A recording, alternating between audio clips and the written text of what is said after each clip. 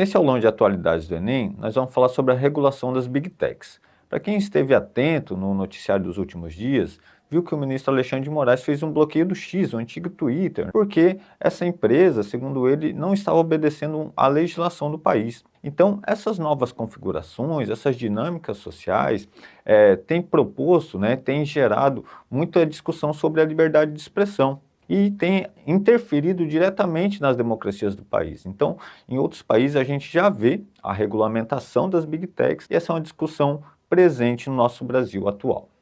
Sejam bem-vindos ao maravilhoso mundo do aulão de atualidades. Vocês estão acostumados a ver geografia, eu sei, mas hoje eu vou trabalhar com vocês atualidades e o assunto de atualidades inicial é a regulação das Big Techs. Big Techs são grandes empresas de inovação e tecnologia que estão dominando o debate econômico, político, social, não só do Brasil, mas do mundo inteiro. E para entender Big Tech, eu vou fazer uma breve introdução aqui, falando sobre o processo de evolução das tecnologias de informação e comunicação ao longo da história humana. A gente pode começar pensando no processo de invenção da escrita como sendo o passo inicial da evolução das tecnologias de informação e comunicação, passando pela Revolução Industrial, que introduziu a máquina no processo produtivo, mas abriu as portas para outras revoluções, incluindo a terceira Revolução Industrial, que é a revolução que vai tratar de informação e comunicação.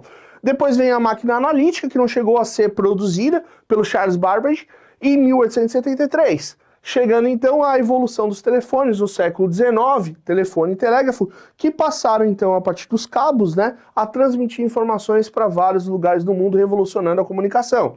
E aqui eu trouxe para vocês algumas evoluções da computação, para vocês entenderem que para chegar aqui, que é o nosso ápice, a gente passou pela formação de computadores enormes, como o ENIAC e o Colosso em 1940, o primeiro IBM, que era feito com cartões perfuráveis em 1950, a Apple em 1976 criando os primeiros computadores pessoais, até os sistemas operacionais, o MS-DOS, que foi um dos primeiros sistemas domésticos a permitirem que em casa você já pudesse ter um computador que funcionasse e programasse, até o World Wide Web, que é a internet que a gente conhece, que começa primeiro como um serviço de e-mails e depois começa a virar isso que a gente está conseguindo vivenciar agora, com os grandes portais e servidores, fazendo com que a informação consiga se deslocar para quase todos os lugares do mundo. Belezinha? Bora lá! Então agora a gente vai falar de um conceito que provavelmente já escutaram, que são as Big Techs, Que são as grandes empresas de tecnologia. Mas quando a gente fala disso, a gente também tem que refletir quando que elas surgem, Desde quando que eu tenho grandes empresas que comandam, que controlam, que detêm um monopólio.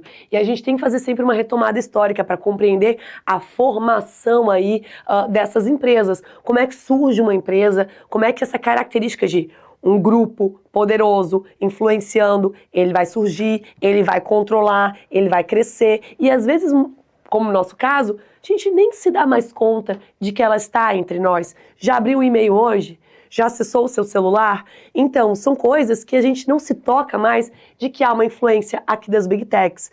E isso vem de um longo período, se a gente for parar para pensar nessas grandes corporações. E, historicamente falando, não é de um dia para o outro.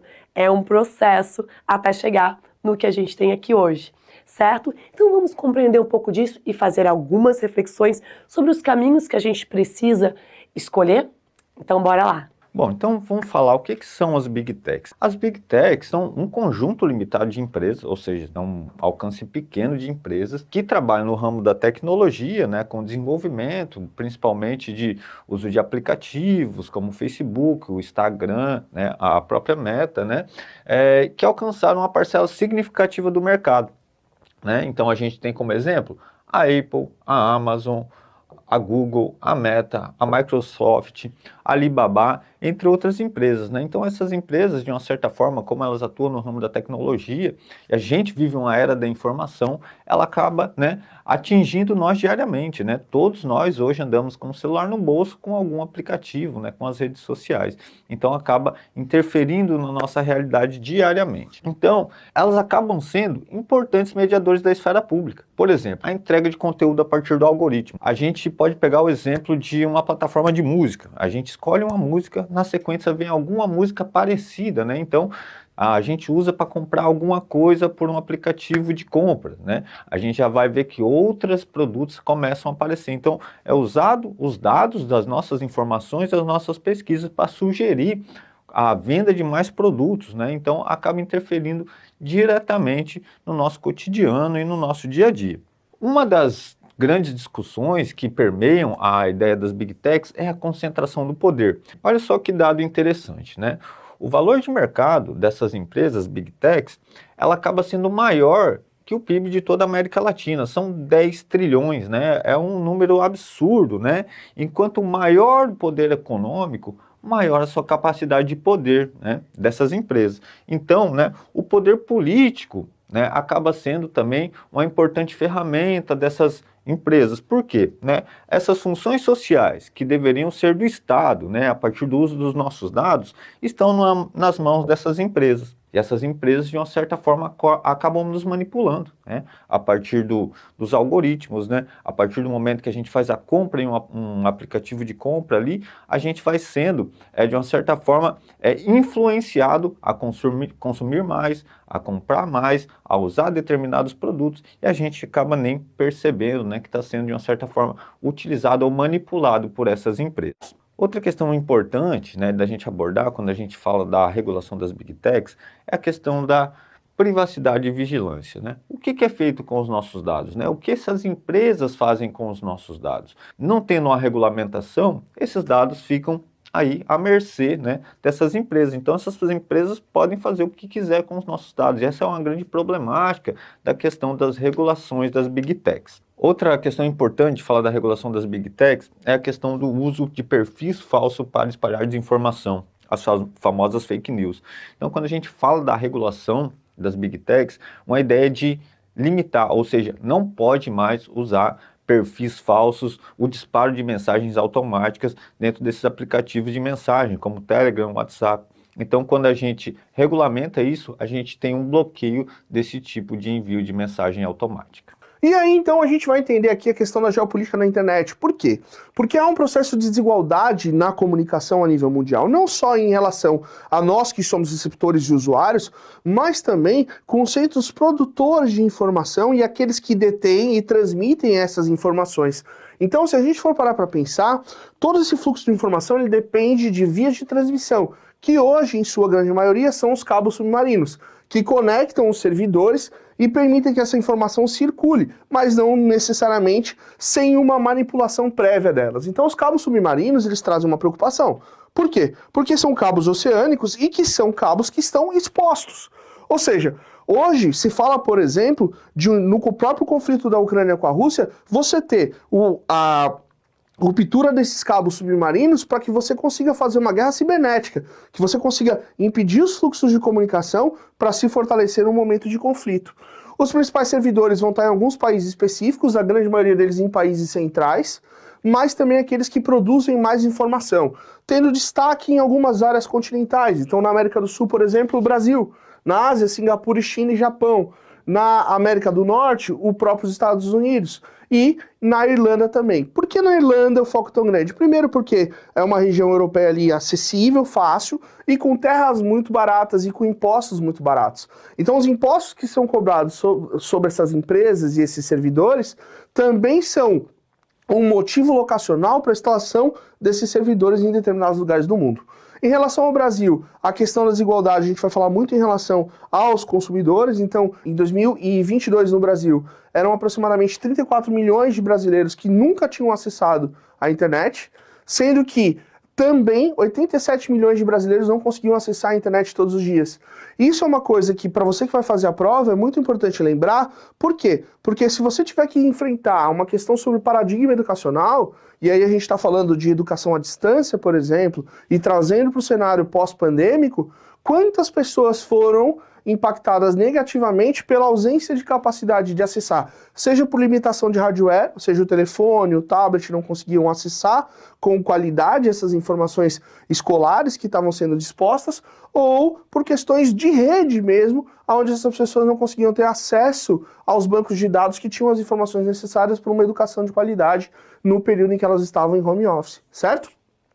Bom, também existem impactos ambientais gerados por essa questão das informações. Então, o consumo energético é altamente elevado. Não esquece que esses servidores precisam estar ligados o dia inteiro. Então, a gente tem incremento da emissão de carbono, a gente tem consumo de energia. Muitas dessas fontes de energia não são fontes sustentáveis. Então, embora no Brasil você tenha uso de hidrelétricas, você vai ter em outros lugares a energia movida a termoelétrica ou energia nuclear, certo? Tudo isso gerando impactos ambientais bastante graves.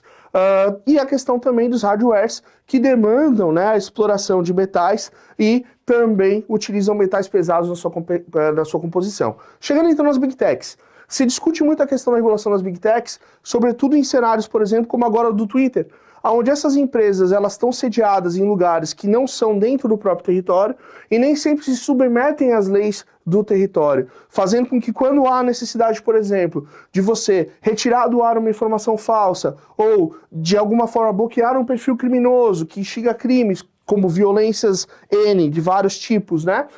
Você tem essa dificuldade por parte dos órgãos governamentais e da própria justiça.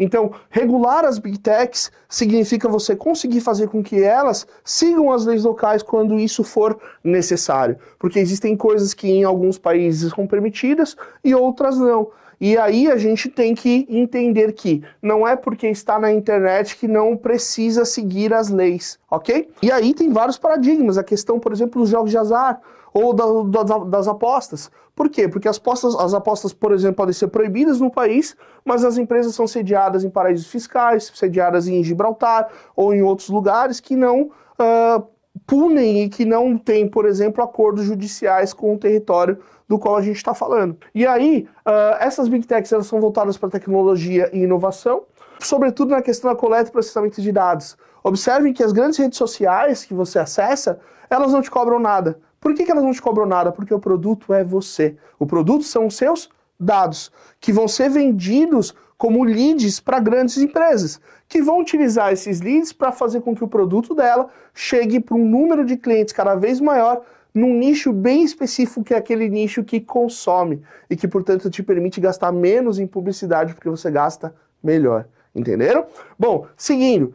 Empresas que atuam nesse ramo, Google, Apple, Meta, Amazon, Microsoft, todas elas trabalham sobretudo com informação. Embora, por exemplo, a Amazon venda produtos, o que vale de verdade para a Amazon é conectar a pessoa que compra com quem precisa vender. Então a Amazon tem todas as suas informações para saber, olha, o Arthur gosta de comprar coisas para filmagem, então eu vou vender para ele uma lente específica, porque ele pesquisou sobre um tipo de vídeo que precisa dessa lente, e eu vou fazer chegar nele. Te interessa? Tá falando para a empresa de câmeras. Interessa. Conectou os dois. Essa é a ideia, tá? Como que essas empresas elas conseguem então ser tão grandes? São grandes monopólios e oligopólios. Percebam que não são muitas as empresas que atuam no ramo das Big Techs. E quando elas conseguem, elas compram as empresas menores, porque elas trabalham com acordos de exclusividade, taxas e acordos abusivos. E isso tudo dificulta o acesso de pequenas empresas, fazendo com que você fique cada vez mais dependente de um único grupo. Ok? Então, vamos compreender um pouco sobre a formação de empresas ao longo da história. Vamos voltar ali na Revolução Industrial. Com a Revolução Industrial, eu tenho grupos econômicos, os burgueses, que deixam de ser somente comerciantes e passam a construir máquinas e se tornam os detentores aí dos meios de produção. A partir daí, eles vão enriquecendo, tendo mais condições de investir em tecnologias e vão se formando grandes empresas. Essas grandes empresas, às vezes, elas começam a olhar pequenas empresas e crescem ainda mais, porque compram essas pequenas empresas. E nesse processo nós vamos ter ao longo da história o que a gente chama de Big Techs, que são grandes empresas que estão aí prestando serviços principalmente ligados à tecnologia e também estão no Brasil. Na questão do Brasil, assim como em vários outros lugares do mundo, as Big Techs aí, elas vieram cerca dos anos 2000, ganharam força e, claro, vieram também com alguns questionamentos, alguns debates, mas afinal, elas são tão grandes que podem estar superior as leis de um país, até que ponto elas podem fazer algo sem ou desobedecendo as regras de um país? Até que ponto que elas podem controlar uma sociedade que já tem as suas regras? Então vamos compreender. No caso do Brasil, tem um grande debate que ainda está sendo colocado em pauta, que é a PL 22.660, mais conhecida como PL da Fake News. Como assim? Essas Big Techs, elas têm muita autonomia, ou elas se sentem com muita autonomia. E, a partir disso, as pessoas que usam, nós que usamos essas Big Techs de alguma maneira, como eu falei, uma rede social, por exemplo, estão lançando muita coisa que é prejudicial, que são coisas falsas e que podem prejudicar muitas pessoas, podem prejudicar economicamente um grupo. Então, até que ponto que essas Big Techs podem ter essa possibilidade de fazer isso num território nacional? Elas são virtuais, mas elas estão no solo de um território, de um país, no caso o Brasil, e que tem que obedecer aqui. Então há um debate sobre isso. Seria isso um silenciamento? Seria isso um controle de liberdade de expressão? Ou seria isso uma maneira de fazer com que as pessoas entendam o que realmente é uma liberdade de expressão? Que mentir não é liberdade de expressão. Mentir é prejudicial. E se prejudica, não está dando liberdade. E aí é uma grande reflexão. E para isso, não tem somente essa PL. Nós temos que pensar nos desafios. Porque se olharmos hoje, tudo está envolvendo as Big Techs. E como o país está preparado para lidar com isso? Como as pessoas estão preparadas? E fica como um desafio e uma reflexão que boa parte dessas Big Techs tem seus dados e acesso a elas facilmente. E aqui no Brasil, tem um documento que diz que há uma lei que protege os seus dados e que não podem ser divulgadas. Mas já refletiu sobre isso? Até que ponto você deu essa liberdade para essas empresas e o que elas vão fazer com os seus dados? Já parou para pensar que você precisa ser protegida e que elas devem te respeitar? Mas será que te respeitam? Até que ponto a sua música que você escuta foi escolhida, você teve a liberdade de escolher sozinha ou teve algum mecanismo ali das Big Techs que escolheu a música por você? Então refletir sobre isso, sobre essa liberdade peronomútil que se dá aqui, é um ponto que você precisa refletir, não só sobre você, mas a grande maioria, pensar no coletivo, na população, que são muitos dados que essa galera tem acesso. E, de novo, essa galera precisa respeitar o território na qual ela está ocupando e explorando. Então, o diálogo entre leis, o diálogo entre as Big Techs e, claro, o consumidor. Isso deve ser pensado. Até que ponto, então, a liberdade está sendo dada a você? Pensa sobre isso. Então, a pergunta que a gente precisa fazer não é se deve ser regulada a questão das Big Techs, mas como essas questões podem ser reguladas. Então, criação de leis como a LGPD, que protegem os dados do usuário, que deixam eles cada vez menos vulneráveis em relação a isso, mas leis que possam ser aplicadas de fato. Leis que façam com que essas empresas se subordinem aos estatutos legais do país e que permitam que o país tenha controle sobre o processo de regulação, não da informação que é transmitida, mas da legalidade dessas informações e de como isso pode ser feito para deixar o ambiente online cada vez mais saudável e seguro para todos nós. Então, por que a regulação das Big Techs é importante? Em todos os países que enfrentaram essa agenda da regulação das Big Techs, as Big Techs, elas de uma certa forma tentaram impedir que essas leis de regulamentação fossem aprovadas, porque assim elas detêm uma maior liberdade de atuação dentro dos países, como a gente viu até atuando de uma certa maneira na interferência política dos países, né, que a gente vê que é o que está acontecendo aqui no Brasil. Então, a regulação das Big Techs é importante por quê, gente? Porque a gente acaba impondo limites na atuação dessas corporações, né? A gente não deixa ela atuar da maneira que ela bem entender dentro do país onde ela não tem a soberania, né? Quem tem a soberania aqui do país, né, é a nossa própria república, né? São o nosso governante, o nosso executivo. A gente não pode deixar uma empresa estrangeira interferir na nossa liberdade, né, como uma democracia, como um país democrático. E como que a gente vai entender geopoliticamente a questão do conflito entre Israel e Palestina, né? Para a gente começar a entender, a gente precisa entender primeiro a localização, né? Então tá numa região ali já de bastante aridez, localizada ali na região do Oriente Médio, na península do Sinai, a antiga península da Palestina, tá? Uma região então chamada de Cisjordânia e uma região chamada de Faixa de Gaza.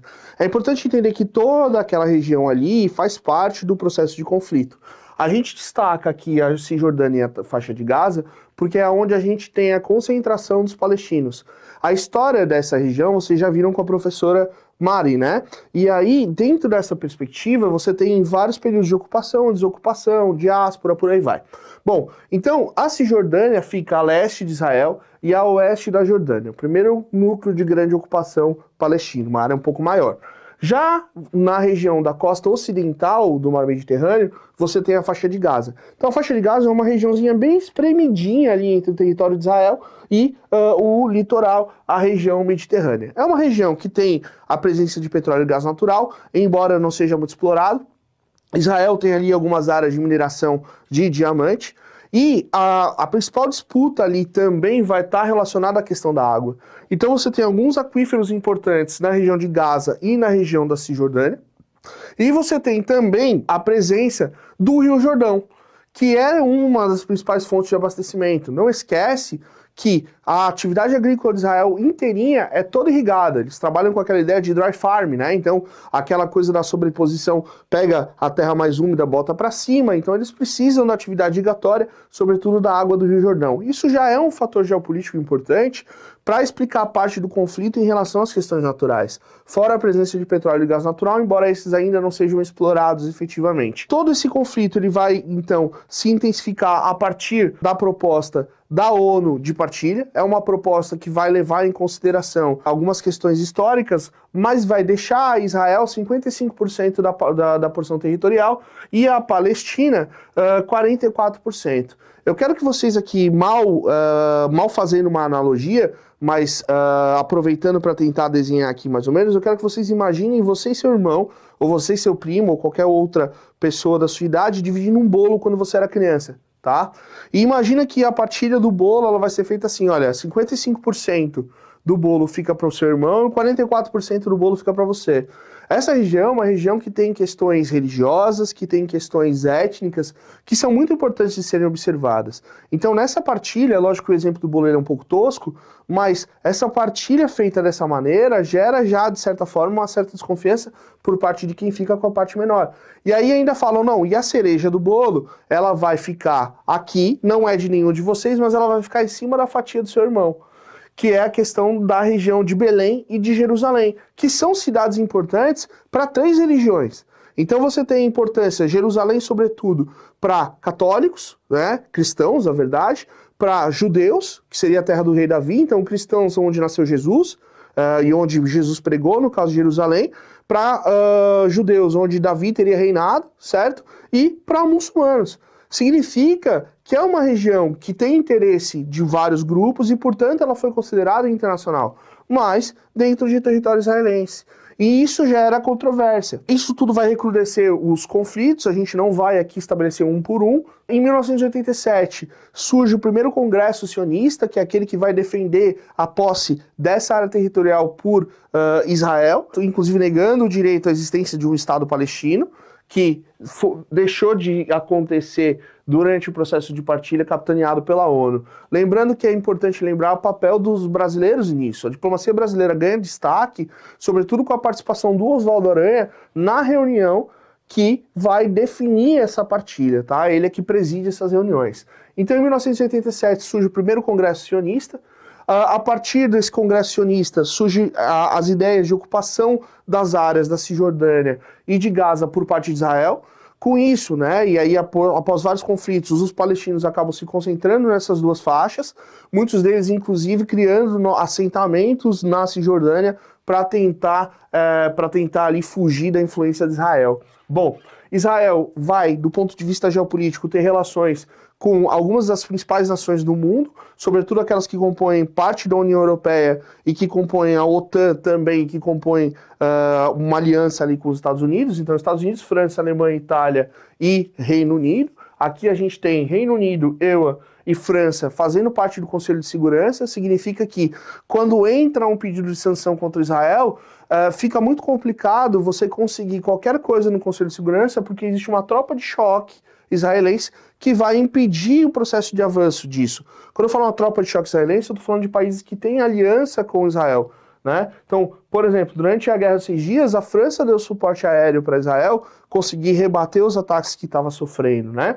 Dentro dessa perspectiva, então, Israel acaba tendo um poder geopolítico muito intenso, muito forte, porque os acordos comerciais, a própria população judaica que vive nesses países acaba tendo muita influência.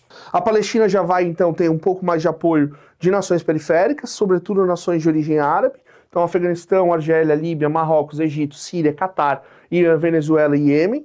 Percebe então aqui uma disparidade nos apoios que a gente vai observar em relação aos dois países, certo? São países que reconhecem um governo autônomo. O Brasil, por exemplo, reconhece a necessidade de existência de um território palestino. A ONU também reconhece a existência da Palestina como Estado, embora a Palestina não tenha os requisitos básicos ainda para formar o Estado, como, por exemplo, a presença de um território próprio, onde ela exerceria o poder. Uma das grandes preocupações em relação ao efeito que esse conflito vai gerar é que o Irã tem se mostrado cada vez mais predisposto a entrar nesses conflitos, não só nesse conflito entre Palestina e Israel, mas também em relação ao próprio conflito que está acontecendo em relação a Israel e ao Líbano, certo? E aí com uma preocupação importante, por quê? Porque o Irã é um dos principais produtores de petróleo do mundo. E aí existe também uma questão que é o Irã esperando para entender como que as eleições americanas, estadunidenses no caso, vão se definir, até para saber como que ele vai se posicionar frente a Israel, uma vez que o ponto de vista do Trump e o ponto de vista da Kamala são diferentes em relação ao suporte que eles darão a Israel em caso de vitória nas eleições. E por último, a perspectiva da elevação das taxas de juros a nível global. Por quê? Porque quando tem um conflito de grandes proporções, há uma tendência dos investidores procurarem moedas seguras, moedas fortes. Aqui a gente pode dizer do euro e a gente pode falar do dólar. E isso gera pressão sobre as taxas cambiais em outros países. Então, a moeda brasileira, por exemplo, perde força. Por quê? Porque os investidores vão priorizar investir em moedas que tenham uma certa segurança em caso de um conflito mais recrudescido, um conflito mais intenso. Então, como ponto importante aqui, a gente precisa entender que esse conflito ele precisa de solução. Porque ele já se arrasta há muito tempo. E a solução tem que ser uma solução que seja boa. E aqui não é defender um ou outro, mas que seja boa para Israel e que seja boa para a Palestina. Porque há uma diferença aqui de capacidade militar, há uma diferença de capacidade de apoio geopolítico. E, portanto, esse conflito só vai acabar quando houver um apaziguamento dos ânimos, para que você possa, se não que haja uma coexistência pacífica, mas que pelo menos os conflitos e as mortes civis acabem. Bom, e agora a gente vai compreender um pouco da parte histórica do conflito entre Palestina e Israel, ou Israel contra a Palestina. Então vamos compreender, vamos falar um pouquinho dos judeus. Os judeus, já no século XIX, eles vêm com um discurso aí do chamado sionismo, na qual eles deveriam ter um território para eles deveriam se unir. Afinal, ao longo da história, eles sofreram bastante, né? Foram dispersos pelo mundo, sofreram muitas perseguições. Então veio o movimento sionista, né? E para eles, e é uma questão religiosa, bíblica, eles tinham uma terra prometida que seria na região da Palestina. Só que tem uma observação, nesse território eu já tenho pessoas vivendo, que são os palestinos. Bom, e aí o que vai acontecer? Após a Segunda Guerra Mundial, a gente vai dar um salto, nós vimos que teve um grande trauma, o genocídio, o holocausto, né? Mais de 6 milhões de judeus acabaram morrendo na Segunda Guerra Mundial com a justificativa do Hitler, né? Da raça ariana e etc. E nisso vai se fortalecer o discurso sionista de precisamos, e não só os judeus, mas vários países poderosos da época vão dizer, vamos construir um território para os judeus. E a ONU é a que banca bastante isso. E aí, oficialmente, no ano de 1948, se funda o Estado de Israel. Só que como é que eu faço isso? Eu divido o território que eu tenho pessoas morando ali. O território da Palestina. É óbvio que isso já gerou uma tensão entre palestinos e israelenses. Só que isso não ficou restrito ali. O que vai acontecer no mesmo ano de fundação? Eu começo a ter os conflitos com os países árabes que estranham também ali o território, o Estado de Israel. Eu tenho a primeira guerra árabe-israelense, onde nós vamos ter países como Síria e Egito batendo de frente, entrando em conflito. Só que Israel já estava extremamente poderosa e consegue combater, né? Não só combater, como expulsar mais de 700 mil palestinos de um território que não era para pertencer para ele, não era deles, mas eles acabam expulsando. Essa galera até hoje está dispersa, esses refugiados de guerra palestino, mas não para por aí. Mesmo com a tensão e de alguma certa vitória de Israel aqui, eu tenho a Guerra de Suez, onde envolve Israel, Egito, França e Inglaterra. França e Inglaterra com israelenses. Esse conflito também, claro, vai impactar de alguma forma positiva para Israel. Israel vai ganhar benefícios com isso. E nós vamos lembrar, nós temos aí Israel tendo apoio de Estados Unidos, ONU, Inglaterra, que são potências ocidentais. Não para por aqui o conflito. Nós temos a Guerra dos 6 Dias. Essa guerra é meio indefinida. O conflito não teve um vitorioso. E é um ponto muito importante. Eu não tenho aqui um vitorioso. Eu tenho invasões, eu tenho impacto dos refugiados e assim por diante. A mesma coisa aqui. Uma guerra curta, entre aspas. Mas não é porque ela durou somente 6 dias. Tem as pausas, as negociações e as tensões continuam. Continuam até que em 1973 eu tenho ali o dia sagrado dos judeus, que é quando os países árabes decidem, vamos usar esse dia para entrar e atacar Israel. O Yom Kippur, a guerra de Yom Kippur. Nesse conflito também nós temos impactos de muita morte e, claro, sempre vamos lembrar que nós temos os palestinos sofrendo bastante com isso, mas, novamente, é uma guerra que dá um break ali e fica, entre aspas, na luta de negociações. Só que essas negociações, elas avançam, mas recuam conforme os anos 80, 90, anos 2000, por exemplo, Israel vai construir um muro na região da Cisjordânia, e aí um muro representa muito essa ideia de separação, de segregação, e vemos até hoje esse conflito ganhando novos ares, principalmente aí com a justificativa de grupos terroristas, Hamas, por exemplo, que luta aí, reivindica e diz que a Palestina tem o direito de existir, de viver, Fatah, que é outro grupo também que defende ali a criação de um Estado palestino, a formação, e nós temos esse conflito. Além disso, e o pouco falado, é a questão humanitária. Afinal, eu estou falando de estados e as pessoas, e as populações, e os refugiados de guerra. O que se está falando sobre eles? Não é só uma disputa de terra, precisa ser humanizada essa situação. Eu preciso colocar aqui a situação de, e essas crianças? Sejam israelenses ou palestinas, que são em sua maioria. Qual é o destino delas? E o direito que a ONU construiu lá após a Segunda Guerra Mundial, que são os direitos humanos, como é que ficam para essas pessoas? Esses pontos precisam ser colocados em evidência e as pessoas precisam ver esse lado da guerra. Não o lado de terroristas, de eu quero um território ou outro, mas o lado humanitário, que é o grande desafio aqui. Vamos lembrar, aqui isso não foi resolvido. Nós não temos uma guerra concluída. Essa guerra se estende. E nessa extensão, indiferente de um vitorioso, cada um vai ter a sua narrativa. Cada um vai construir a sua história.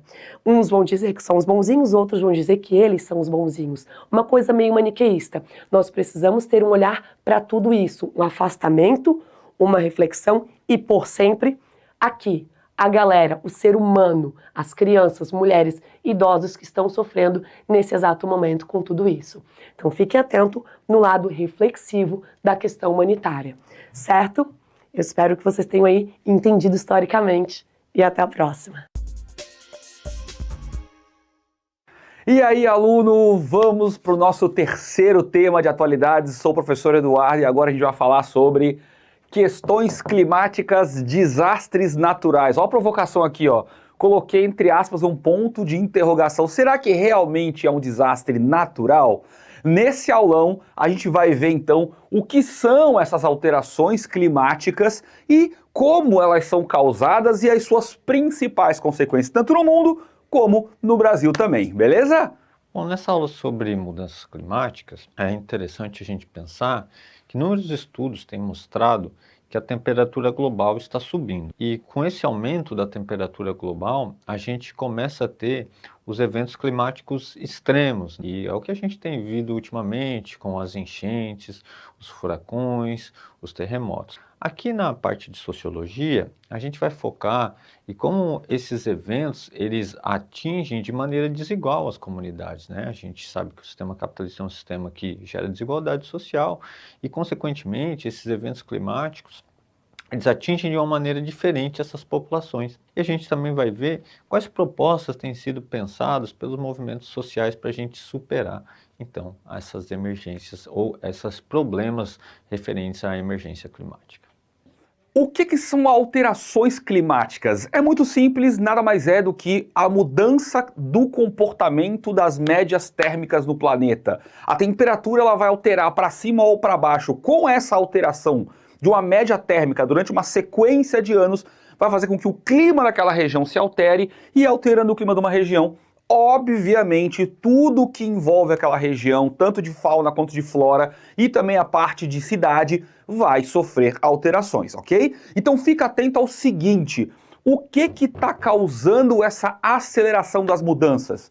Basicamente é impactar no efeito estufa. Então, a gente começa a colocar muitos gases na atmosfera, isso faz com que o efeito estufa se intensifique, transformando esse efeito estufa no que a gente está chamando agora de aquecimento global. Você está aumentando a quantidade de gases, isso faz com que os raios solares entrem e não conseguem sair. Então, aquecendo, de maneira geral, as médias térmicas do planeta, beleza?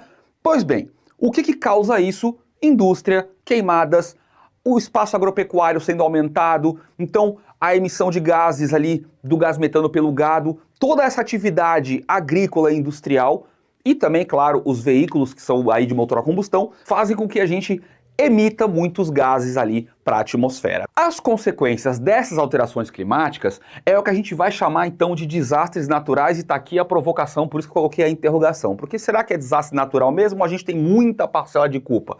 Fica aí então a parte reflexiva, ok? Primeira grande consequência, aumento da intensificação e frequência de fenômenos atmosféricos graves. O aumento ali dos furacões no Oceano Atlântico, dos tufões no Oceano Pacífico, isso é causado pela alteração climática. Outra coisa importante, aumento do processo de desertificação. Aluno, o bioma que mais cresce no planeta é o deserto. E isso, claro, vai causar um problema muito grave, porque a gente está perdendo biodiversidade de fauna e de flora. Outra coisa muito importante, mudança na temperatura e nas correntes marítimas. Isso faz com que também altere a vida marinha e o aumento das chuvas, porque a gente sabe que as chuvas vêm muito da evaporação da água dos oceanos. Então, se a água do oceano está muito quente, vai causar aí mais evaporação, então vai aumentar o índice de chuvas, beleza? Então essas são as três principais consequências. E no Brasil, o que acontece dentro do nosso território com essa alteração climática? Quais desastres naturais a gente tem que ficar atento? Aumento das enchentes e deslizamento de terra. Então a gente tem grandes cidades próximas de encostas. Se aumenta a chuva, a terra fica encharcada e a gente está preso entre serra e oceano, vai encher essas cidades de água, obviamente, então vai causar mais enchentes, como aconteceu no Rio Grande do Sul no início desse ano, e também essas áreas de encostas vão acabar deslizando, certo? Bom, ondas de calor e estiagem, principalmente em áreas do centro-oeste, que é o nosso celeiro. Então, se eu estou aumentando o calor e eu estou aumentando a estiagem, que é falta de chuva, isso vai impactar na agricultura e, consequentemente, vai impactar diretamente na economia do nosso país, tanto pela falta de alimentos para nós consumirmos, quanto para exportar e isso gerar riqueza, beleza? E a desertificação do Cerrado, que é no centro-oeste, e da Caatinga, que é no nordeste. Então, a gente está perdendo muita biodiversidade por conta dessas alterações climáticas, beleza, aluno? Bom, então falando aí da emergência climática, né, de como ela atinge de maneira desigual as populações, é interessante a gente pensar, né, que essa mudança climática é uma questão de desigualdade, tanto na causa e quanto no impacto. E a gente vai focar aqui primeiro numa maneira global, ou seja, de como os países poluem de uma maneira desproporcional, né? E depois a gente vai ver como também atinge as populações locais de uma maneira desproporcional. Então, quando os países pobres, né, eles poluem muito pouco em comparação a países mais ricos, a gente pega, por exemplo, países de primeiro mundo, países industriais, né, eles vão ter um índice de emissão de CO2 muito maior de países menores, países em subdesenvolvimento, né? Então, eles são os principais, os países pobres, né, eles poluem muito pouco, mas eles são os principais afetados, né, por essas questões das emergências climáticas. Que 10% dos países mais ricos respondem por 49% das emissões de CO2, né? E 10% dos países mais pobres emitem apenas 1% dos gases do efeito estufa. Vocês vão ver aí nesse gráfico que a gente está mostrando aí para vocês, a tabela um pouco mais amplificada de como se dá essa distribuição desigual, né, dos gases do efeito estufa. Bom, aqui a gente tem um dado muito interessante, que entre os anos de 2015 e 2018, né, países como Estados Unidos, o Japão, a União Europeia, eles exportaram 14 milhões de carros usados. E esses carros usados, né, 80% deles foram enviados para países de baixa renda. Então, o que nos leva a pensar isso, né? Que esses carros usados, ele tem uma matriz energética, que geralmente é o combustível, né, o petróleo, e acabam poluindo muito mais, né? Então, esses países desenvolvidos, eles desenvolvem a nova tecnologia, hoje a gente tem os carros elétricos, né?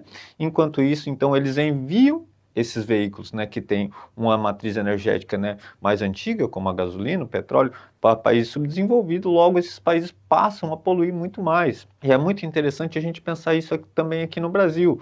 Por exemplo, quando uma capital tem uma frota de ônibus ali que já está um pouco gasta, né? E aí eles trocam a frota de ônibus, compram novos ônibus. O que vai ser feito com esses ônibus antigos? Eles são mandados para cidades do interior. Né? Então a gente vem aí dentro da próprio estado, né, essa poluição, né, indo para municípios menores, enquanto na capital a gente tem carros mais novos, né, com uma diferente matriz energética. Por exemplo, tem algumas capitais que a gente já vai ter ônibus elétricos, e a gente vê nas cidades do interior que isso não acontece. Né? Aqui a gente pode ver uma percepção mais global, né, de como esse índice de poluição ele vai afetar diferentemente, né, países mais desenvolvidos e países menos desenvolvidos. Agora a gente vai focar na questão das populações. É interessante, também tem vários estudos que mostram de como, né, esses impactos eles são desproporcional, né? Os grupos vulnerabilizados, né, formados por negros, indígenas, quilombolas, ribeirinhos, são os que mais sofrem, né? Então, quando a gente teve, por exemplo, aí, no início do ano, as enchentes no Rio de Janeiro ou no Rio Grande do Sul, a gente teve recentemente. As comunidades carentes são as comunidades que mais sofrem, né? As pessoas em situação de vulnerabilidade social. E isso vai ter impactos brutais, né, na economia do município, a questão da migração, né? Muitas pessoas acabam mudando de um estado para outro, né? E vão viver em outro lugar sem uma condição mínima de vida, né? Sem uma condição digna, ter que procurar outro emprego, ter que construir tudo de novo. Então, acaba afetando isso de uma maneira desproporcional. Enquanto as populações mais favorecidas, podemos dizer assim, as elites, as pessoas mais ricas, elas são pouco atingidas por esses fenômenos, né? Então, isso tem até um conceito dentro da área das ciências humanas que se chama de racismo ambiental, que há uma desproporção dos impactos ambientais entre as populações mais carentes e as populações, né, mais favorecidas. Tem alguns estudos que mostram também de como as mulheres são as mais impactadas nessas situações de emergências climáticas. Por exemplo, tem países como na África subsaariana, onde as mulheres vão ser as responsáveis por buscar a água, né, em lugares distantes, ou preparar toda a comida, ou cuidado dos filhos, né, onde muitas vezes também os homens acabam migrando, né, em busca de uma condição, uma outra forma de vida, uma forma de renda para a família, e as mulheres ficam em casa, né, tendo que cuidar, segurar toda a bronca ali, né, com os filhos. Então, os impactos se dá muito maior, né, entre as mulheres, principalmente as mulheres em situação de vulnerabilidade social. Aluno, para concluir então, muito importante uma dica de ouro aqui, que é essa expressão áreas anecúmenas. Isso são áreas onde o ser humano não consegue sobreviver com muita facilidade, porque se eu estou aumentando os desertos, se eu estou aumentando áreas onde vai chover muito, se eu estou aumentando áreas onde vão ter mais furacões, mais fenômenos atmosféricos de grandes gravidades, eu estou aumentando dentro do meu planeta as áreas anecúmenas. Isso vai fazer com que a população tenha que migrar para áreas onde não aconteçam tantos eventos, superlotando assim, obviamente, as áreas urbanas que já estão lotadas. Então o poder público precisa ficar atento a isso e é, obviamente, uma consequência também muito importante dos desastres naturais causados pela alteração climática. Beleza, aluno? Valeu! É importante apontar os papéis dos movimentos sociais, né, dentro dessas questões das emergências climáticas, né? A gente vai ter, por exemplo, movimentos como o Greenpeace, né, que é um movimento ambientalista, um dos mais famosos do mundo, que pensam, né, em formas da gente combater, né, de uma maneira até interdisciplinar, né? Isso não é uma questão debatida somente na sociologia, mas diversas áreas do conhecimento vão estar propondo a refletir sobre isso. Entre os principais aspectos levantados por esses movimentos sociais, né, eu elenquei alguns aqui, né, que é reduzir o desmatamento, né? A gente sabe que no Brasil a gente tem um índice de desmatamento absurdo, né? Mudar a nossa matriz energética, né? Hoje a gente ainda tem uma frota de veículos imensa, né? Que depende ainda do uso do petróleo, né? O petróleo, né, é uma das fontes que gera o CO2, né, que aumenta o buraco na camada de ozônio. A conservação de ecossistemas naturais, que está diretamente relacionado aqui com reduzir o desmatamento, né? Mudar os nossos padrões de consumo, a gente também pensar, né, numa mudança, né, na nossa lógica de consumo, priorizar as comunidades vulneráveis, né, quando acontecer esses tipos de eventos climáticos, né, então a gente dá uma atenção especial para eles, não só no sentido de proteger, mas a gente também pensar em formas de prevenir, né, que esses eventos aconteçam. E também criação de áreas verdes e melhoria de infraestrutura, onde esses povos se encontram localizados. Bom, antes de discutir o que é um marco temporal, a gente tem que fazer aquele longo passo para o passado e entender e relembrar. Antes da chegada dos portugueses aqui, esse território já era extremamente ocupado. E quando a gente fala que é extremamente ocupado, sim, eram milhões de povos indígenas, tanto no litoral quanto no interior brasileiro.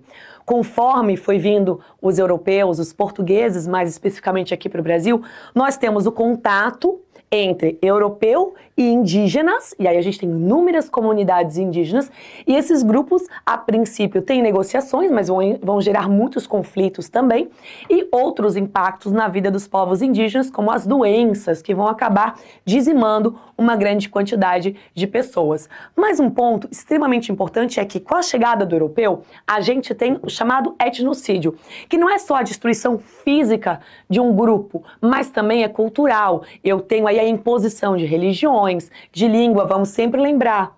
Qual é a língua que falamos hoje? A língua dos colonizadores. Isso é uma grande cicatriz dentro dessa história indígena aqui. Então, todo esse processo foi extremamente violento. Um aspecto que era muito diferente entre europeu e indígena é a questão da terra. Enquanto o europeu chegou aqui e disse, isso é meu, os indígenas vão dizer, isso aqui é de todos, isso é um presente divino para algumas concepções, e eles vão dizer, ocupa, aproveita a terra, mas isso não é de ninguém. E esse também vai ser um grande choque. Ao longo do passar dos tempos e aí dos séculos, nós vamos ver uma violência velada com os povos indígenas, muitas vezes colocados como selvagens ou inferiores ou incapazes de cuidar de si. Que ao longo da nossa história isso foi muito presente. E quando que os povos indígenas conseguem alcançar mais autonomia? Pasmem, em 1988 com a Constituição Brasileira, a nossa atual. Essa Constituição, ela ampliou a concepção de cidadania não só para os povos indígenas, mas tentando abranger todos os grupos dentro do Brasil. Tanto é que ela é apelidada de cidadã. Dentro das muitas conquistas de defesa cultural, territorial, indígena, nós temos aí o artigo 231. Nesse artigo está lá na Constituição dizendo que os povos indígenas originários, eles têm direito à terra, na qual eles já estão, onde eles são herdeiros. Isso é um ponto fundamental. Então, Constituição de 1938, Artigo 231, a defesa da terra para os povos indígenas. Lembrem-se, eles estão aqui antes de todos. Logo, é um ponto extremamente forte dentro dessa Constituição, certo?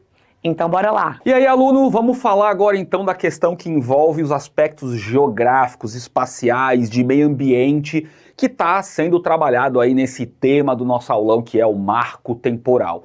Aqui a gente tem que ficar atento a uma coisa muito importante. O marco temporal ele vai impactar diretamente na proteção ambiental e ele também vai impactar diretamente nas políticas ambientais. Então é muito importante que a gente se atente aqui, não só a questão social que envolve aí a questão da demarcação das terras indígenas, mas também a questão do que isso vai impactar no meio ambiente, ok? Vamos lá então.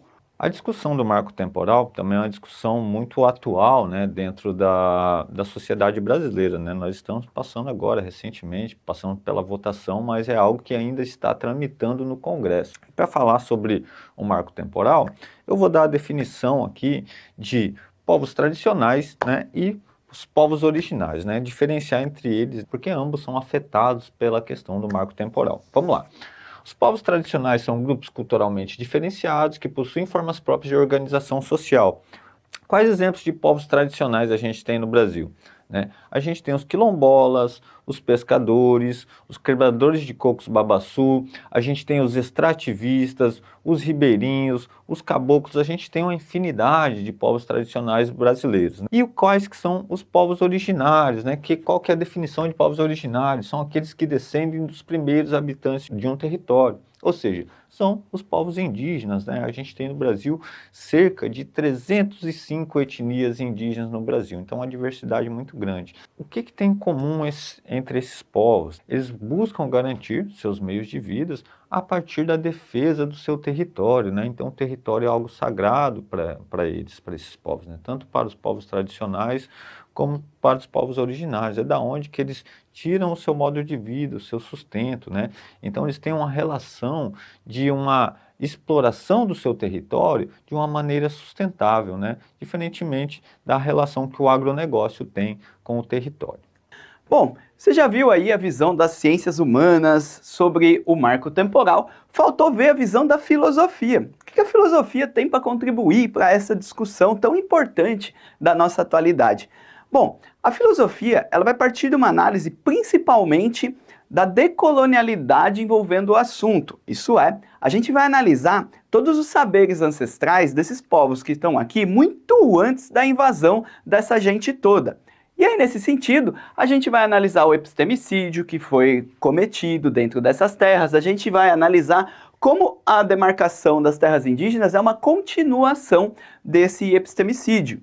Bom, então já eu tô de volta aqui para te explicar um pouco mais sobre essas questões tão urgentes na nossa contemporaneidade. Até!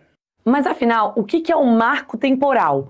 Bom, surgiu a tese de que, a partir da promulgação da Constituição, a nossa de 1988, ou seja, 5 de outubro de 1988, se o indígena não estivesse nessa data no território que ele reivindicava, ele não pode mais reivindicar.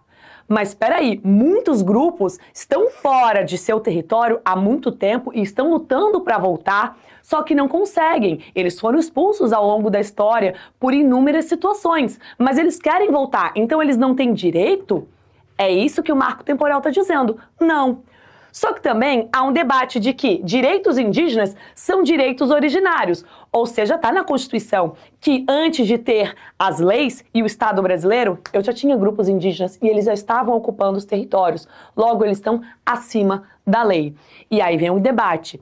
Outro debate é demarcação de terra. Como é que eu vou dizer que algo é do indígena e outro não é? Como é que eu faço isso? Mas eu vou perder terra. Essa terra vai ficar improdutiva para o agronegócio?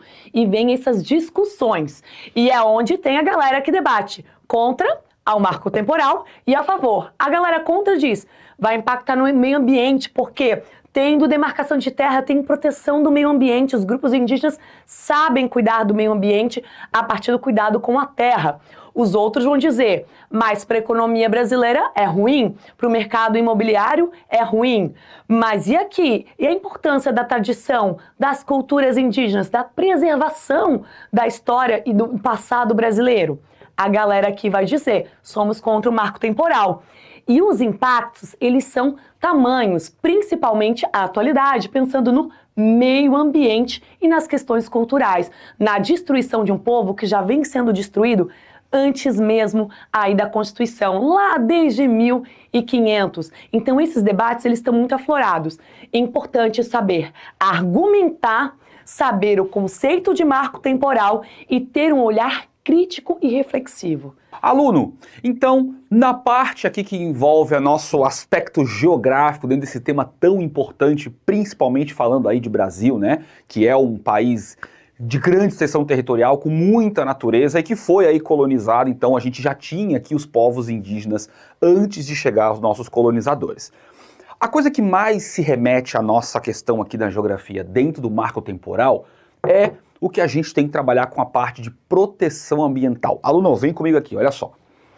A demarcação de terras, ela fica muito clara quando a gente estuda toda a história dos indígenas, que eles sim protegem mais o meio ambiente do que nós que viemos aí dos nossos colonizadores. É muito comum, isso está muito claro para a gente. Então, dentro dessa questão, demarcar essas terras para a geografia, para o nosso meio ambiente, ela vai facilitar em 3 grandes pilares para a proteção tanto do meio ambiente como também para as alterações climáticas que a gente viu no nosso tema anterior. Olha só, diminuição do desmatamento. Os indígenas, eles protegem muito mais a natureza.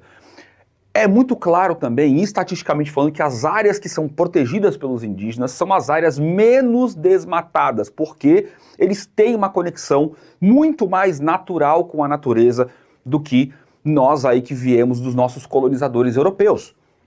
Outra coisa, mitigar as poluições dos nossos rios e também dos aquíferos, por que não? Já que dentro dessa natureza dos indígenas de se proteger e de se conectar muito mais com a natureza, eles não fazem de maneira muito acelerada e de maneira muito prejudicial a questão que envolve pesca e até mesmo algum tipo de mineração, mas é feito de maneira muito mais artesanal, prejudica muito menos os rios também.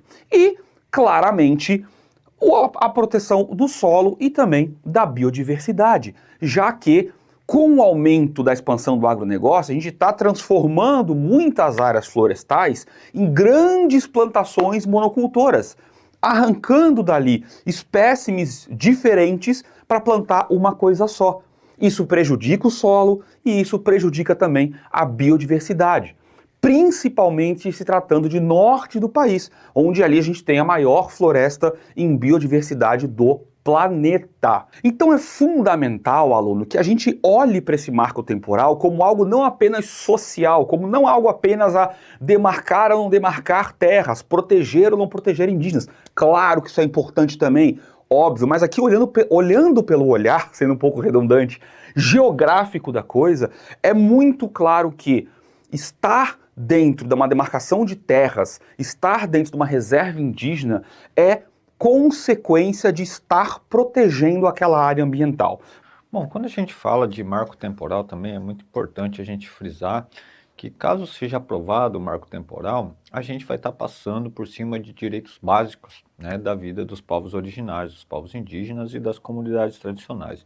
Então a ideia agora é tentar mostrar de como o marco temporal acaba impedindo o modo de existência desses povos, né? O direito à vida, o direito à dignidade, o direito à saúde desses povos está muito relacionado com a questão do território. Se eles não têm território, seus direitos básicos não são garantidos. E a Constituição Federal, ali de 1988, ela reconhece, né, os indígenas, seus direitos originários, né, das terras que eles ocupam. Por quê, né? Volto a dizer, o território é algo sagrado para esses povos. E é a forma onde que eles, né, habitam, né, em caráter permanente, né? Claro que a gente vai ter alguns povos que vão migrar de territórios, mas tem muitos povos que eles têm um território em caráter permanente. É da onde que eles tiram, né, fazem as suas atividades produtivas. A preservação dos recursos naturais, eles não podem explorar de uma maneira desenfreada aquele território, porque é da onde que eles tiram a sua subsistência, né, para sua reprodução física e cultural. Então, essa ideia de eles usarem esse território de uma maneira sustentável, né, eles não vão fazer uma exploração desses recursos de uma maneira irracional, até porque eles precisam garantir a sua reprodução física e cultural. Então, por isso né, essa ideia do território é sagrado para esses povos. Se a gente tira o território para ele, a gente está tirando os seus direitos básicos de vida, o direito à saúde, o direito à dignidade humana que todos nós deveríamos ter conforme a nossa Constituição. Então, se o marco temporal for aprovado, quais as consequências disso para esses povos, né? O que o marco temporal diz, né? Que os territórios indígenas só vão ser reconhecidos a partir ali da Constituição de 1988. Dessa forma, 1.393 povos indígenas estão ameaçados, né? Perdem o seu território com a questão do marco temporal. E aí tem uma questão muito interessante, quando a gente pega os povos originários, os povos indígenas, a gente tem 115 registros de povos indígenas isolados, ou seja, que não têm contato humano. Só que desses 115 registros, 86 ainda não foram confirmados, ou seja, a gente tem uma minoria de povos isolados que ainda, né, não foram confirmados ali pela Constituição brasileira, não são reconhecidos, né, até porque... E aí entra a questão da discussão do território. Pô, se a gente não conhece esse povo ainda, né, não tem muito contato com eles, como que a gente vai saber qual o território que eles ocupam?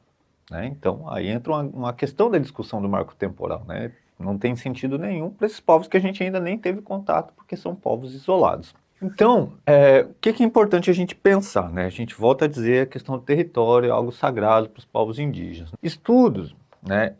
Isso são estudos de todo mundo, tá?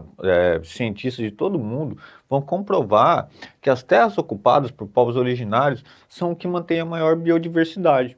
Ou seja, essa ideia de um uso sustentável da terra, um uso sustentável da natureza. Volto a dizer, quando a gente faz uma comparação com o agronegócio, a gente passou agora pela questão das queimadas, né? Foi algo bizarro, a fumaça que cobriu todo o Brasil, né? Os indígenas não precisam fazer isso, né, com o território que eles estão presentes ali em cima. Demarcar as terras indígenas é mantê-la protegida desses invasores ilegais, os garimpeiros, né? A galera que explora ali a terra de uma maneira irracional, como a gente tem falado anteriormente. Bom, epistemicídio vai ser o assassinato de toda a forma de saber que não foi feita pelos europeus. Isso não é uma forma de saber eurocêntrica. Então pensemos o seguinte: se meu conhecimento ele não foi feito por um europeu de peruca branca, provavelmente ele não vale nada. Ele é folclore, ele é mitologia, ele é mandinga, urucubaca, qualquer outra coisa que não seja conhecimento.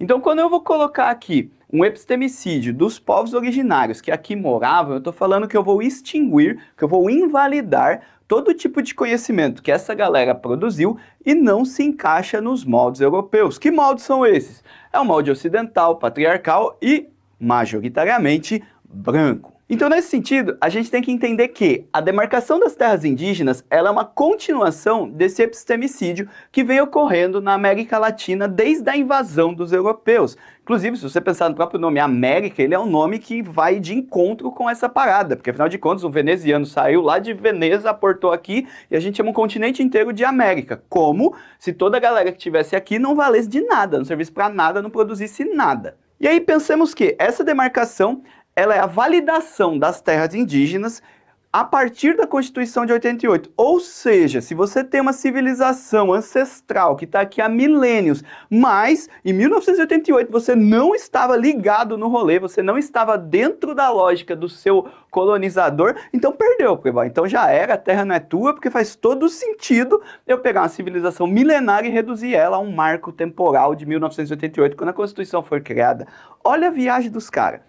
E aí, quando a gente pensa do ponto de vista filosófico, é sempre uma imposição da visão do colonizador. Isso é, a gente está sempre impondo o nosso meio de ver para um cara que não está nem aí para o nosso meio de ver, como se somente a nossa visão fosse a visão correta. E aí eu vou ignorar todo um saber ancestral em detrimento de um saber científico que não necessariamente está me salvando. Por quê? Se você olhar para o mundo, a gente tem menininhas de 12 anos tentando salvar o mundo, enquanto tá os tiozão aí querendo andar nos seus V8 à toa. Então o que eu vou fazer? Eu vou ficar confiando no ativismo de criancinhas para ensinar tiozões? Não, eu tenho que ir além. Eu tenho que partir do pressuposto que todos esses povos, eles têm sim algo a contribuir no que diz respeito tanto ao marco temporal, quanto à própria salvação do nosso planeta enquanto todo. Pega a visão. Se a gente pega intelectuais como Ailton Krenak, o Davi Yanomami e toda essa galera, eles vão trabalhar muito uma filosofia da ação. Eles vão trabalhar muito uma ideia de que o tempo ele está cada vez menor no que diz respeito à cosmovisão ocidental. E aí a gente tem que parar, talvez, de enxergar o mundo com essa cosmovisão ocidental, com essa epistemologia europeia, e passar a enxergar o mundo, talvez, de uma maneira muito mais ancestral, porque essa galera tem muito que contribuir a esse respeito, porque afinal, a gente chegou aqui na casa que nem foi convidado. Fechou? Então, é extremamente importante a gente lembrar. O marco temporal que está sendo muito discutido, ele ainda está tramitando, ele parou. A última vez que foi debatido foi em setembro de 2021, porque houve uma mobilização gigantesca da população brasileira junto com os grupos indígenas para reivindicar e tentar barrar isso aqui. Então, isso é extremamente importante. Além disso, sempre associar o passado, a ocupação portuguesa, o etnocídio, a destruição dos povos indígenas que antes eram milhões e hoje aí atinge níveis de 1 milhão mais ou menos. Ou seja, estamos aí com uma ausência ainda muito marcante dos grupos indígenas.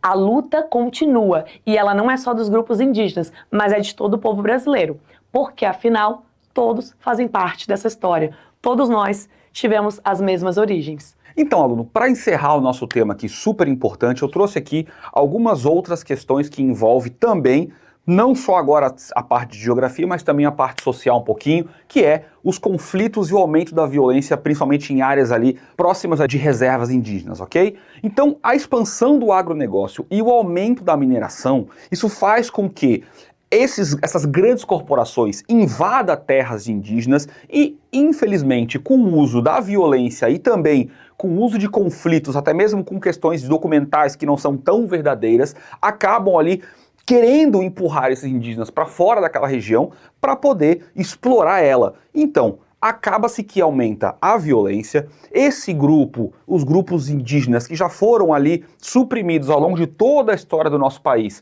estão voltando de maneira muito forte a ser suprimidos novamente por conta dessas questões. Proteger o meio ambiente. Então, aluno, esse é um assunto que é muito atual, está quase todos os dias nos telejornais e na internet. Então é muito importante que a gente vá atrás, pesquise, observe e faça aí com o nosso papel de cidadão, escolher bem os nossos representantes que vão poder aí colocar ou não esse marco temporal dentro da nossa política. Para encerrar a questão do marco temporal, é importante a gente falar sobre a mobilização dos movimentos sociais, né, juntamente com a articulação dos povos indígenas do Brasil.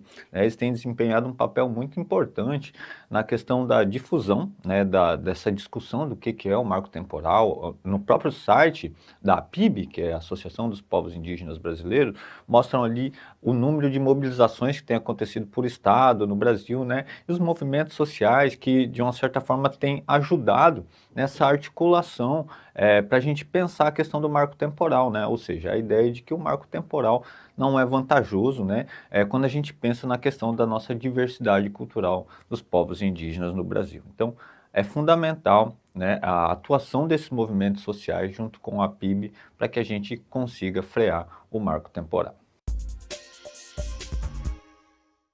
Vamos falar de um assunto que é muito próximo da história do Brasil, mas vamos voltar lá para o passado. Como assim? Quando eu falo de escravidão, claro que já vem na nossa cabeça aquela imagem de navio negreiro e assim por diante. No entanto, historicamente, ela tem um longo percurso, desde a antiguidade. Só que lá na antiguidade, a noção de escravidão era muito diferente. Você não era capturado por uma questão étnica ou racial. Você é capturado por estar endividado, por ser um inimigo de guerra, e não era um comércio em larga escala. Então, poderia ser comercializado, mas ele não era em larga escala. E ele tinha algumas relações diferentes, dependendo de onde você está falando. Então, se você está falando de um grupo no continente africano, às vezes você trabalhava por X anos e depois era liberto, e assim por diante. Então não era em grande escala e estava muito associado a dívidas e principalmente guerras. Com o passar dos anos, e aí a gente vai lá para a modernidade, nós vamos ver as grandes navegações e a lógica mercantilista, onde o europeu vai perceber que vai ganhar muito dinheiro com os africanos, vendendo eles não como seres, nada disso, mas como um produto, como um objeto. E esse objeto ele vai ser muito valioso, ele vai ser vendido para o continente americano, maioria, mais de 60% para o Brasil, e aí vem todo um esquema extremamente lucrativo de escravidão. É uma escravidão com total ausência de liberdade, um alto custo do produto, o escravizado, e claro, gerou longas consequências para a história do Brasil. Agora, o que nós temos hoje? Nós temos escravidão? Sim, só que não utilizamos mais o termo escravidão, até porque é ilegal, é um crime. Nós utilizamos o termo trabalho análogo, próximo à escravidão. Agora eu não tenho mais uma lógica do alto lucro, mas o baixo lucro do trabalhador. Eu vou explorar muito ele vai gerar uma dependência com o empregador e vai aceitar essa condição extremamente precária para poder literalmente sobreviver. São lógicas diferentes, mas é uma privação também de liberdade e de violência e é contra os direitos humanos. Certo? Então agora bora compreender o restante.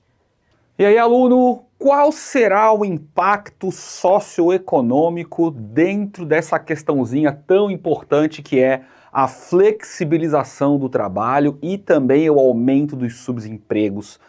Principalmente, claro, vamos focar aqui no nosso território nacional, porque é o que o Enem gosta de fazer, trabalhar aí contextos nacionais para temas sociais, ok?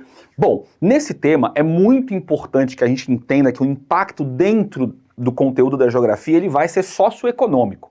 Então ele vai envolver ali toda uma questão de economia dentro dessa questão que agora envolve a precarização do trabalho e também, claro, o crescimento, o aumento dos subempregos, ok? Então a gente vai falar um pouquinho sobre isso e vamos nessa. Nessa aula a gente vai falar sobre as novas relações de trabalho. E para falar sobre isso, eu vou trazer uma definição aqui de Marx sobre trabalho. Né? Ele entende trabalho como atividade laboral ativa, autodeterminada, dotada de sentido, fonte de experiência que ocupa parte importante do espaço e do tempo. Então, o trabalho, de uma maneira geral, ele vai... para que ele serve? Né? Satisfazer as nossas necessidades básicas, né? Fonte de identificação, ou seja, a nossa identidade está muito relacionada ao nosso trabalho. Né? Quando a gente se apresenta, o que você faz? A gente geralmente fala a nossa profissão, né? Então a nossa identidade pessoal está muito relacionada ao trabalho. E desenvolvimento das potencialidades humanas. Porém, né, a gente vive uma época de modernidade e a gente tem então novas formas de trabalho surgindo. Eu vou citar 3 aqui para a gente dissertar um pouco sobre elas. Né? A gente tem a modalidade home office, né, que é aquele trabalho onde as pessoas trabalham em casa. A gente vai ter o modelo híbrido também, né, parte em casa, parte no trabalho. O trabalho intermitente, que é aquele tipo de trabalho que a gente só vai trabalhar quando tem o serviço, né, quando tem o trabalho para fazer. Então, você não tem um vínculo direto com o trabalho, né? Você vai lá trabalhar quando tem trabalho, quando não tem, você fica em casa. E a gente também tem os novos trabalhos por aplicativos. Bom, vamos lá. Vamos falar um pouco de uberização e escravidão moderna no que tange a filosofia. Quando a gente fala desses assuntos, a gente está falando daquele bom e velho jogo da alienação, aquele descrito por Marx, Adorno, Horkheim, Foucault. Toda essa galera já falava disso, talvez não com esses nomes de agora, porque agora a gente tem muito mais tecnologia, a gente tem mais um sorriso de empreendedor, coisa que a gente não tinha talvez lá na época do Carlão. Em todo caso, uberização e escravidão moderna é um rolê que a filosofia pertinentemente estuda até hoje. Então vem comigo que eu vou te explicar mais um pouquinho disso a seguir. Bom, então vamos dar um olhar mais histórico para esse processo de escravidão? A primeira coisa é saber diferenciar a escravidão moderna da contemporânea. Cuidado, o moderno, apesar da palavra ser a sensação de novo, é o moderno lá do século XVI, XVII, XVIII, XIX e a contemporânea aqui associada aos nossos dias atuais. O moderno, muito ao sistema escravista que o Brasil vivenciou, escravo-objeto, né, que gera um alto lucro, que é caro também de possuir. Aqui, na contemporânea, já não. Eu tenho um trabalhador que vive em péssimas condições de trabalho, que recebe uma miséria, fica dependente do seu empregador e vive a partir dessa situação extremamente violenta, mas ao mesmo tempo é o meu trabalho. Bom, entendendo isso, a gente tem que pensar no Brasil. Vamos lembrar, nós somos um país marcado pela escravidão. Praticamente desde a chegada dos portugueses aqui, nós já temos o processo de vinda dos africanos aqui e se tornando escravizados. Então, historicamente, nós temos essa vivência extremamente ligada à escravidão, que só vai ser rompida oficialmente lá em 1888, com a Lei Áurea. Então, se a gente para pensar, nós temos mais tempo de história sobre escravidão do que de liberdade. E esse é sempre um ponto para refletir sobre a contemporaneidade também. Agora, vale lembrar que uma grande ruptura, um grande marco para uma história que sempre foi presença da escravidão, são as leis trabalhistas. Oficialmente, na consolidação das leis trabalhistas ali em 1943.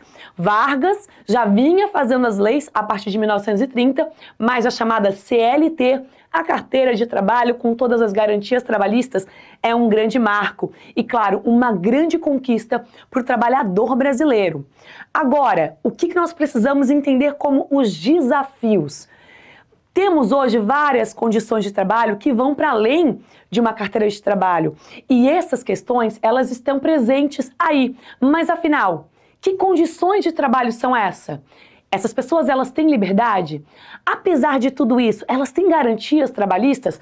Eu não tenho uma CLT, mas eu tenho direito à proteção, por exemplo, ao meu trabalho? Eu tenho condições de qualidade de vida que, se eu tivesse uma CLT, iria me garantir? Como é que fica? Precisamos refletir sobre esses desafios. Como eu vou vivenciar essas novas experiências, esses novos modelos de trabalho, que muitas vezes são colocados como livres, né? E vamos lembrar, nosso país é marcado pela escravidão, então essa falsa sensação de liberdade, eu escolho o horário que eu vou trabalhar. Mas afinal, até que ponto isso me dá proteção? E quem deve cuidar da gente? Se eu me machucar, se eu ficar doente, quem vai me dar garantias se o meu carro, que eu trabalho por aplicativo, quebrar? Apesar dessa sensação de liberdade, nós temos um grande desafio de questionar e pensar em novas leis para garantir para todos, indiferente se está garantido pela uma CLT ou não. Vamos lembrar, a história do Brasil é marcada por lutas de trabalhadores desde o período colonial. E a gente tem que garantir tudo isso para todos hoje, na contemporaneidade. Então fica ligado e pense sobre isso. Aluno, muito importante vocês entenderem o seguinte: essa precarização do trabalho que a gente está falando aqui é muito envolvendo aquele trabalho que você trabalha para si entre gigantescas aspas, ok? A gente não vai entrar aqui no mérito de grandes corporações que exploram os seus funcionários. Aqui o assunto é outro, o tema é outro, não que esse também não seja importante, claro, tá? A gente tá falando aqui daquela pessoa que acaba escolhendo trabalhar para si, e dentro desse trabalhar para si, ela acaba entendendo que ela está empreendendo, que ela agora é um profissional autônomo, que ela agora trabalha livremente. E esse é um tema muito sensível e que tem que ser tomado muito cuidado, principalmente por essas 3 reflexões que nós vamos fazer agora dentro do nosso aulão, ok? Primeira coisa importante: direitos trabalhistas versus plataformas digitais. Hoje no Brasil tem crescido muito, exponencialmente, o número de pessoas que querem empreender, querem ser autônomas, livres de estarem empregadas em grandes empresas. Só que para isso a gente está indo muito para as plataformas digitais. Essas de mobilidade urbana, essas que envolvem entregas de mercadorias e alimentos, vocês sabem aí do que a gente está falando, ok? Só que tem um problema. Essas plataformas digitais, elas não estão conectadas à nossa legislação brasileira quando a gente está falando de direitos trabalhistas. Então, quando você faz um acordo com essas plataformas, você presta o seu serviço usando as suas ferramentas de mobilidade e de força manual para poder trabalhar para elas. Só que você não tem direito trabalhista nenhum. Você não tem carga horária de trabalho? Ok, você tem aí uma flexibilidade no horário que você trabalha, a gente vai falar um pouquinho sobre isso quando falar aqui sobre estabilidade, mas principalmente você não tem direito a férias, 13º. Se o seu automóvel, caso você faça algum tipo de entrega ou algum tipo de transporte de pessoas de mobilidade, ele estraga, você não tem direito a consertar ele, você não tem direito a um carro reserva, uma moto reserva, você não tem direitos trabalhistas. Você trabalha para você e apenas para você. Ok, porém, fica é muito importante que fique essa reflexão. Por isso a gente fala muito sobre subemprego e flexibilização do trabalho e precarização, principalmente. Porque o direito trabalhista é algo que vem sendo lutado desde o século XIX em todos os países do mundo. Então é algo importante, você estar assegurado por direitos é fundamental. E em muitos desses empregos que envolvem as plataformas digitais, esses direitos não existem. Bom, aluno, é importante também nós entendermos a diferença entre flexibilidade e estabilidade. Uma coisa é você poder escolher a hora que você trabalha, o quanto você trabalha, mas você escolhendo trabalhar um horário X, será que você vai conseguir estar estável economicamente falando na sua vida? Porque se eu escolho trabalhar só 4 horas nessas plataformas digitais, será que essas 4 horas, ou até mesmo 8, ela vai me dar a possibilidade de estar estável? Será que eu me transformar numa pessoa informal, o que eu quero dizer com isso é trabalhar de maneira livre, não ter a formalidade da carteira assinada? Será que eu virar um trabalhador informal vai me transformar numa pessoa autônoma? Onde eu consiga me bancar, onde eu consiga trabalhar para mim ali e ter ali uma tranquilidade de me tornar ali um profissional autônomo? Então, aluno, é muito importante que a gente entenda que muitas vezes essa flexibilidade, essa informalidade, ela vai estar sim conectada ao subemprego, que é aquele emprego, seja carteira assinada ou não, tá, aluno? Aqui o conceito é muito simples. É aquele trabalho que você ganha condições precárias, que você ganha menos do que você deveria ganhar por aquele serviço. Então essa reflexão é muito importante, beleza, aluno? Bom, então quando a gente fala sobre novas formas de trabalho dentro da sociologia, a gente vai ter muitas ressalvas, né? A gente vai ter alguns teóricos, né, que vai falar sobre a flexibilização das relações de trabalho, né? Tem muita gente super a favor, porém a gente tem que pensar também nas consequências dessas novas relações de trabalho, né? E eu elenquei aqui alguns pontos para a gente pensar junto, né? Sobre como essas novas relações de trabalho, elas nos afetam diretamente como trabalhadores. A gente tem a deterioração das relações trabalhistas, né? Por exemplo, né? Os direitos que a gente contém na CLT, muitas vezes eles não são executados nessas novas relações de trabalho, né? A gente muitas vezes é prestador de serviço, né? Então a gente não tem as garantias que a gente tem ali na CLT, como por exemplo direito a férias, 13º, seguridade social, se acontecer algum acidente, né? A gente tem que passar um período afastado do trabalho. Então a gente tem perca de muitos direitos, né? Nessas novas formas de trabalho que estão configuradas dentro da modernidade, né? Então a eliminação de direito, como eu já falei anteriormente, a transferência de riscos e custos, né? Ou seja, os riscos de trabalho, né? Vamos pensar aqui, por exemplo, nos trabalhadores por aplicativos, né? Os riscos do trabalho ficam completamente a cargo do trabalhador. Se um trabalhador ali trabalha diariamente, né, com a moto, né, os riscos de sofrer um acidente é muito grande. Por exemplo, vai ter estudos na cidade de São Paulo que mostram como os índices de pessoas que são fraturadas, né, fraturas expostas, né, chega a aumentar quase 70% depois da uberização das relações de trabalho, né, ou seja, esses trabalhadores por aplicativos. Então a gente vai ter um índice muito maior de pessoas também, né, afastadas do trabalho por conta disso, né? Então, isso vai gerar uma série de consequências, como, por exemplo, a questão da insegurança social, né? Por quê, né?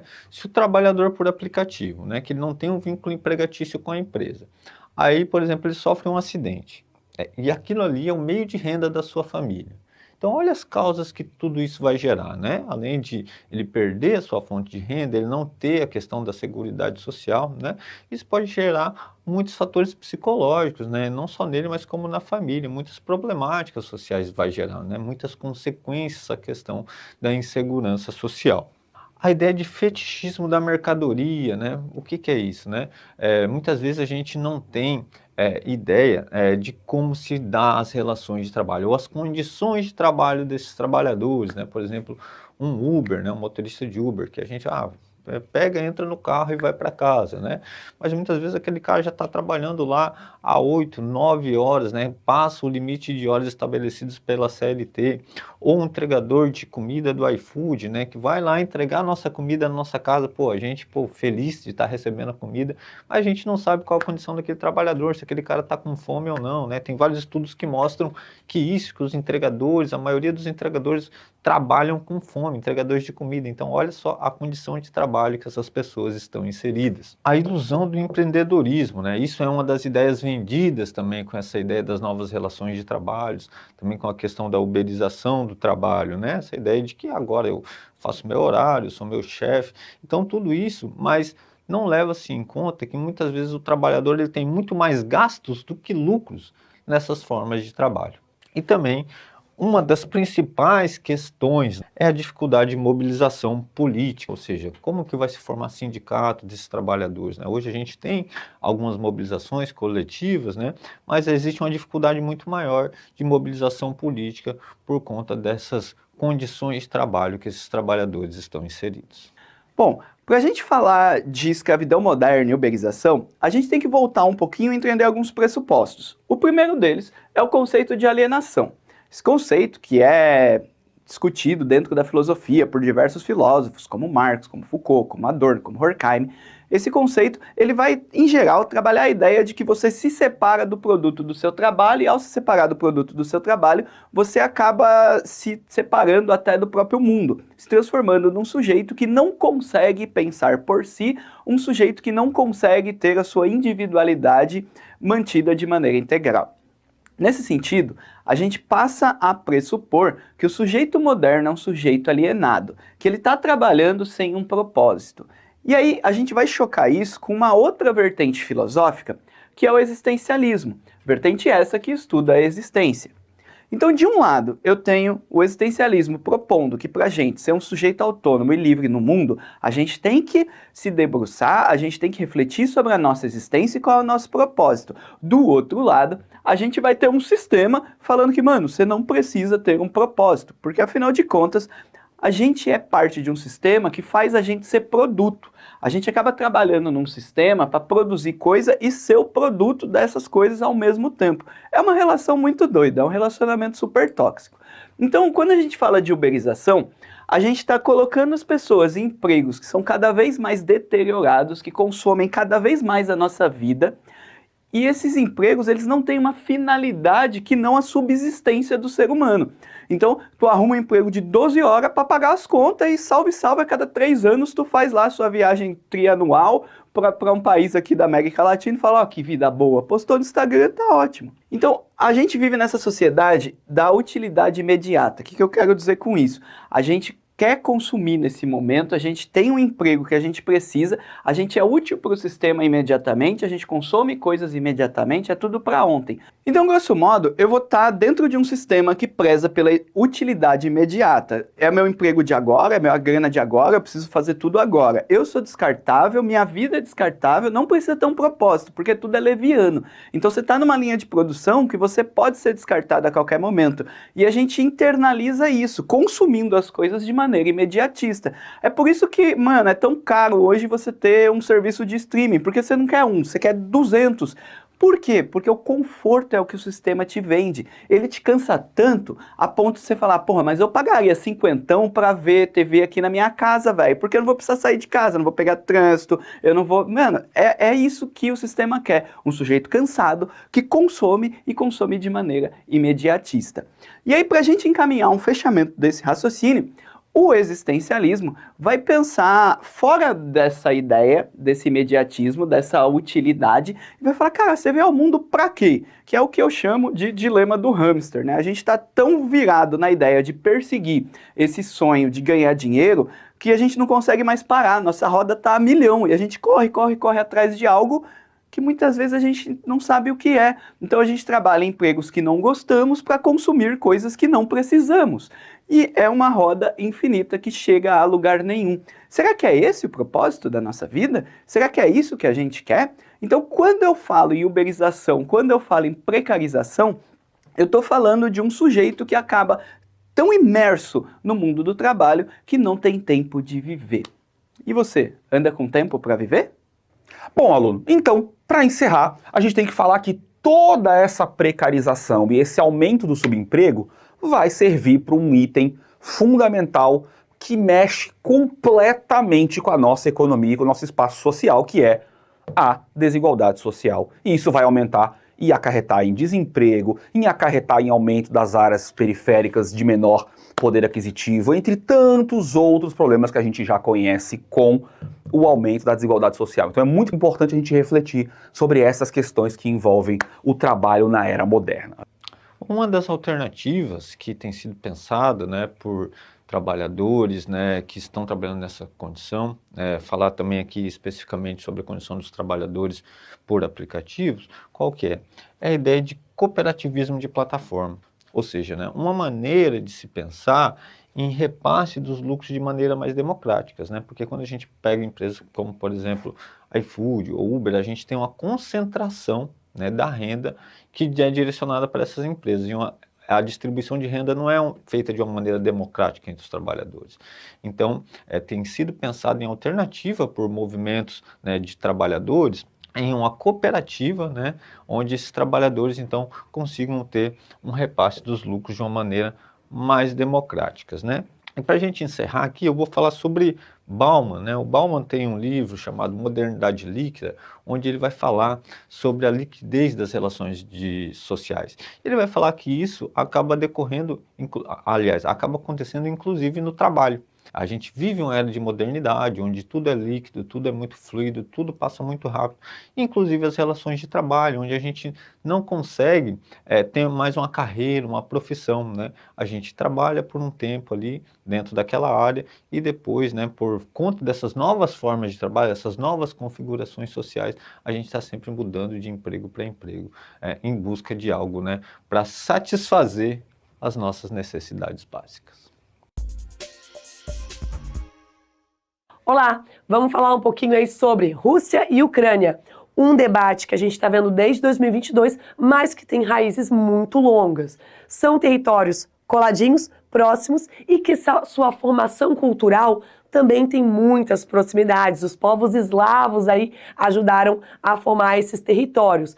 Mas para a gente entender essa Ucrânia e essa Rússia, nós temos que voltar lá na época da União Soviética, onde esse vínculo entre o que nós temos hoje como Rússia e nós temos como Ucrânia ganha muita força nessa época de União Soviética, na qual a Ucrânia fazia parte. Então, após ali a Revolução Russa, nós temos a formação da União Soviética, 1924, anexa aí a Ucrânia aí e fica até 1991. Em 91, acaba a União Soviética, forma-se a Rússia e temos a Ucrânia independente. E aí a situação que era para ser tranquila, começa a haver muitos conflitos. Então, bora compreender esses conflitos. Para entender o conflito Ucrânia e Rússia, você precisa entender um pouco de geopolítica. Eu sei que os professores já trabalharam com vocês aquela questão do período todo em que a Ucrânia e a Rússia fizeram parte da União Soviética, mas é preciso entender também a questão dos aspectos geográficos. Então, olha lá, Ucrânia, segundo maior território europeu, só é o segundo porque tem a Rússia. Porque se você for considerar que é só terras na Europa, é o primeiro 100% europeu, tá? Em tamanho do território. E também um dos solos mais ricos do mundo, chamado solo de Chernozem ou Chernossolo. Super bom para a agricultura, e isso explica o potencial ucraniano para a produção de commodities, matéria-prima em estado bruto. Bom, nessa aula a gente vai falar sobre o conflito, né, Rússia e Ucrânia, e é muito interessante a gente pensar nesse conflito, porque quando ele surge ali, quando ele estoura ali no ano de 2022, né, alguns especialistas, eles acreditavam que esse conflito, essa guerra, poderiam ser resolvida em dias ou até mesmo horas, né, pelo poder bélico da Rússia em comparação à Ucrânia, né? Mas aí, né, a gente já passou aí mais de 2 anos do conflito, né, que se iniciou ali em fevereiro de 2022 e a gente ainda não tem uma previsão, né, de quando isso vai acabar, né, como que vai se dar essa guerra. Então a gente vai focar aqui em alguns aspectos, né, falar aí sobre as perspectivas, né, as narrativas sobre esse conflito da guerra e as consequências, né, que esse conflito tem gerado tanto para a Rússia quanto para a Ucrânia, né, e os impactos então dessa guerra. Vamos lembrar Guerra Fria. A Guerra Fria, galera, ela vai de 1947 até 1991. E esse 1991 põe fim não só à Guerra Fria, mas à União Soviética oficialmente. Quando eu tenho o fim da União Soviética, eu vou ter também a independência da Ucrânia, porque a Ucrânia estava ali junto com a União Soviética. Oba, legal, só que aqui eu já tenho um outro detalhe. Dentro da Ucrânia, eu tinha um território chamado Crimeia. E esse território foi dado lá pelos soviéticos, por Nikita Khrushchev, foi dado à Ucrânia. Ó, ponto importante aqui, guardem isso. Só que essa Crimeia que foi dada da União Soviética para a Ucrânia, ela era de um povo que se sentia muito mais russo, muito mais soviético. Guardem essa partezinha. Beleza, o tempo foi se passando e eles tinham uma relação ok. Mas a gente vai ter umas tensões surgindo em 2010. Tensões essas que o Vladimir Putin, presidente da Rússia, vai dizer: opa, olha só, a Crimeia, que no passado já foi minha, ela na verdade tem que voltar a ser nossa, porque o próprio povo reivindica isso. Então ele vai usar dessa questão da identificação cultural como uma forma de falar: eu quero a Crimeia. Claro que eu tenho um outro fator muito importante, que são o minério, a localização geográfica. A Crimeia é uma península, então é um ponto muito estratégico aí. E usando dessa justificativa e da própria defesa e interesse do povo da Crimeia, vai fazer parte oficialmente em 2014 da Rússia. Então a Crimeia é anexada novamente, volta a ser então um território russo. E de novo, ressalto essa ideia da identificação do povo. O povo aceitou, o povo concordou com isso. Essa lógica do nacionalismo é um ponto muito importante. Pensa comigo, não adianta eu só discutir o território. Eu tenho que ver o que o povo quer. Esse ponto vai ser sempre muito utilizado por Vladimir Putin na hora de discutir sobre um território. Ele vai dizer: não, o povo também quer. O povo está comigo. Então, isso vai ser bastante utilizado. Agora, e o que temos hoje aí? Ucrânia e Rússia brigando desde fevereiro de 22. Bom, isso volta um pouquinho.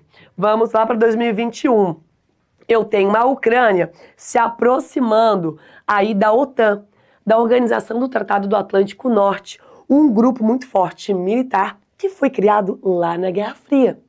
Esse grupo estava alinhado aos países capitalistas e essa galera a OTAN já estava se aproximando há um bom tempo dos países do leste europeu e cercando de alguma maneira a Rússia. Faltava a Ucrânia, que tem uma longa fronteira com a Rússia. E aí isso aqui começou a fazer com que Vladimir Putin fala: o que é isso? Quem pensa que a Ucrânia é? E aí começam as tensões. E Vladimir Putin anuncia: Ucrânia, se você se aproximar da OTAN, eu vou te atacar. Dito e feito, nós temos aí oficialmente o conflito acontecendo em fevereiro de 2022. Conflito que se estende com altos e baixos e não temos ainda uma negociação. Só que ao mesmo tempo a OTAN, o que provavelmente era muito aguardado pela Ucrânia, não deu apoio direto. Há sim financiamento de países europeus, mas não há uma atuação direta dos países europeus no apoio à Ucrânia. Todo mundo sabe que eles estão apoiando a Ucrânia, mas não diretamente. E de alguma maneira isso aqui faz com que a Rússia se fortaleça. A tensão ainda está muito grande. A Rússia diz: eu tenho o direito de reivindicar. Aliás, parte do povo ucraniano me apoia. A Ucrânia diz: isso é injusto, isso é monstruoso, você está prejudicando e destruindo a soberania nacional. E o mundo europeu, os países da Europa estão falando: estamos gastando muito dinheiro com tudo isso. O povo europeu está falando: nós estamos sendo muito prejudicados economicamente. Parte da Alemanha, do povo alemão, não concorda. Está discutindo e criticando o governo alemão por estar, de alguma maneira, gastando dinheiro nessa guerra. Há uma insatisfação de parte dos europeus com esse conflito. De alguma maneira, Putin usa isso também para se fortalecer. Vamos lembrar que qualquer guerra, ela pode ajudar no fortalecimento do nacionalismo e da figura do líder, que é o que Putin está tentando fazer. Ao mesmo tempo, na Ucrânia, Zelensky também tenta fazer isso. Então nós temos uma disputa que vai além de território, vai na construção da imagem aí dessas duas figuras. Agora, Discutir sobre isso é discutir sobre nacionalismo e território. Nunca se esqueçam disso. Já vem essa disputa de o que o povo quer. Parte da população ucraniana simpatiza com a Rússia, porque se vê um passado aí ligado culturalmente. Outra parte diz não. A Europa fica apavorada porque não quer ver o fortalecimento dos russos. Então há um debate aqui muito forte. E claro, economicamente a guerra ela é cara. A guerra dá lucro para alguns, mas ela quebra com muitos. Quem está sendo quebrado com isso? Impactos dentro da Europa. A União Europeia está se vendo gastando demais. E nós temos a Ucrânia também. A população ucraniana ela está falando, não aguentamos mais economicamente. Ao mesmo tempo, a Rússia também está dizendo, não aguentamos mais. E, de novo, as duas figuras de líderes estão tentando construir as suas narrativas. É um debate longo, a guerra, apesar de estar silenciada, ela continua. E ela continua, e claro, com fortes impactos econômicos na Europa, principalmente no leste europeu. Fique atento, observem bastante o mapa lá. E dando continuidade ao desenvolvimento da questão Rússia-Ucrânia, a gente vai falar um pouquinho dos impactos geopolíticos. Quando se iniciam os conflitos, a gente tem uma tendência bastante interessante aqui, que é uma tendência quase que de Guerra Fria, tá? No sentido de que aqueles países que eram inimigos da antiga União Soviética acabam apoiando, né, a Ucrânia em relação à Rússia, né, contra a Rússia, na verdade, muito também por causa da participação desses países na OTAN. Então, as reações foram reações bem interessantes. A União Europeia, por exemplo, financiou 2 bilhões de euros para a Ucrânia, para compra de armamentos e para compra de equipamentos para o conflito. A OTAN deu suporte militar, né? Então ela que faz o encaminhamento desses equipamentos bélicos. Os Estados Unidos aprovou inicialmente 14 bilhões de financiamento para a Ucrânia e, posterior, 40 bilhões de dólares para financiamento do conflito, para fortalecimento da Ucrânia. E é isso que está mantendo a guerra acontecendo. Por quê? Porque, em tese, a Rússia teria capacidade de solapar a Ucrânia muito rapidamente. Se não fosse o apoio da OTAN, que foi inclusive o estopim do conflito, e o apoio dos Estados Unidos e da União Europeia, a Ucrânia teria muito pouca chance de conter os ataques russos em seu território. Também apoio do Canadá e do Japão. Uma grande preocupação geopolítica é a questão do risco de ataques de caráter nuclear. Importante entender que a gente tem o risco de ataques à bomba, mas a gente tem tido, por exemplo, ataques a usinas nucleares de geração de energia, que é também um problema bem sério. Porque nós estamos falando de potencial atômico, nós estamos falando de questão de contaminação radioativa, né? Bom, então, o risco de ataques nucleares reside no fato de que você tem a Rússia controlando o arsenal nuclear e você tem os Estados Unidos, por exemplo, envolvido no conflito, que também tem capacidade nuclear, tá? Importante lembrar também que, em relação aos apoios, a própria Rússia tem apoio da China, tá? Tem apoio do Irã, certo? E que inclusive é quem vai acabar negociando comercialmente com eles, e da Índia. A gente vai falar disso agora, olha. Então, enquanto você tem as sanções impostas à Rússia, o que são essas sanções? São sanções que vêm já desde a época lá do conflito da Geórgia, e aí essas sanções foram piorando, ou seja, proibição de que a Rússia comercializasse com países vinculados à União Europeia, com países vinculados aos Estados Unidos. O que vai acontecer? A Rússia precisa se aproximar de países que não tenham preocupação com serem sancionados. Então o que vai acontecer? Se aproxima da Índia e da China, que fazem parte do BRICS. Então o BRICS, ele de certa forma ajuda, e o Brasil inclusive faz parte também, é o B do BRICS, né? Mas ajuda a manter a Rússia do ponto de vista da comercialização e dos acordos econômicos, já que os outros players não vão estar negociando com a Rússia, certo? A guerra vai gerar uma série de questões. A gente está falando de 2 grandes celeiros, né, 2 grandes áreas produtoras, tanto Rússia quanto Ucrânia, de commodities, e essa baixa oferta vai fazer com que você tenha crises inflacionárias. Vocês sabem que inflação é o quê? Eu tenho dinheiro, mas eu tenho capacidade de produção menor do que a capacidade de consumo. E isso faz com que o valor do produto suba muito. Isso é inflação. Então essa crise inflacionária, ela impactou vários países do mundo, inclusive Estados Unidos, inclusive União Europeia, Brasil e por aí vai, porque a oferta de produtos que vinham daquela região, inclusive produtos agrícolas, como fertilizantes, acabam então fazendo com que você tenha um aumento dos preços. Esse aumento dos preços, ele vai ser controlado fazendo com que falte oferta de dinheiro no mercado, então ele sobe os juros. Então você tem uma crise inflacionária que vai ser contida com aumento de juros.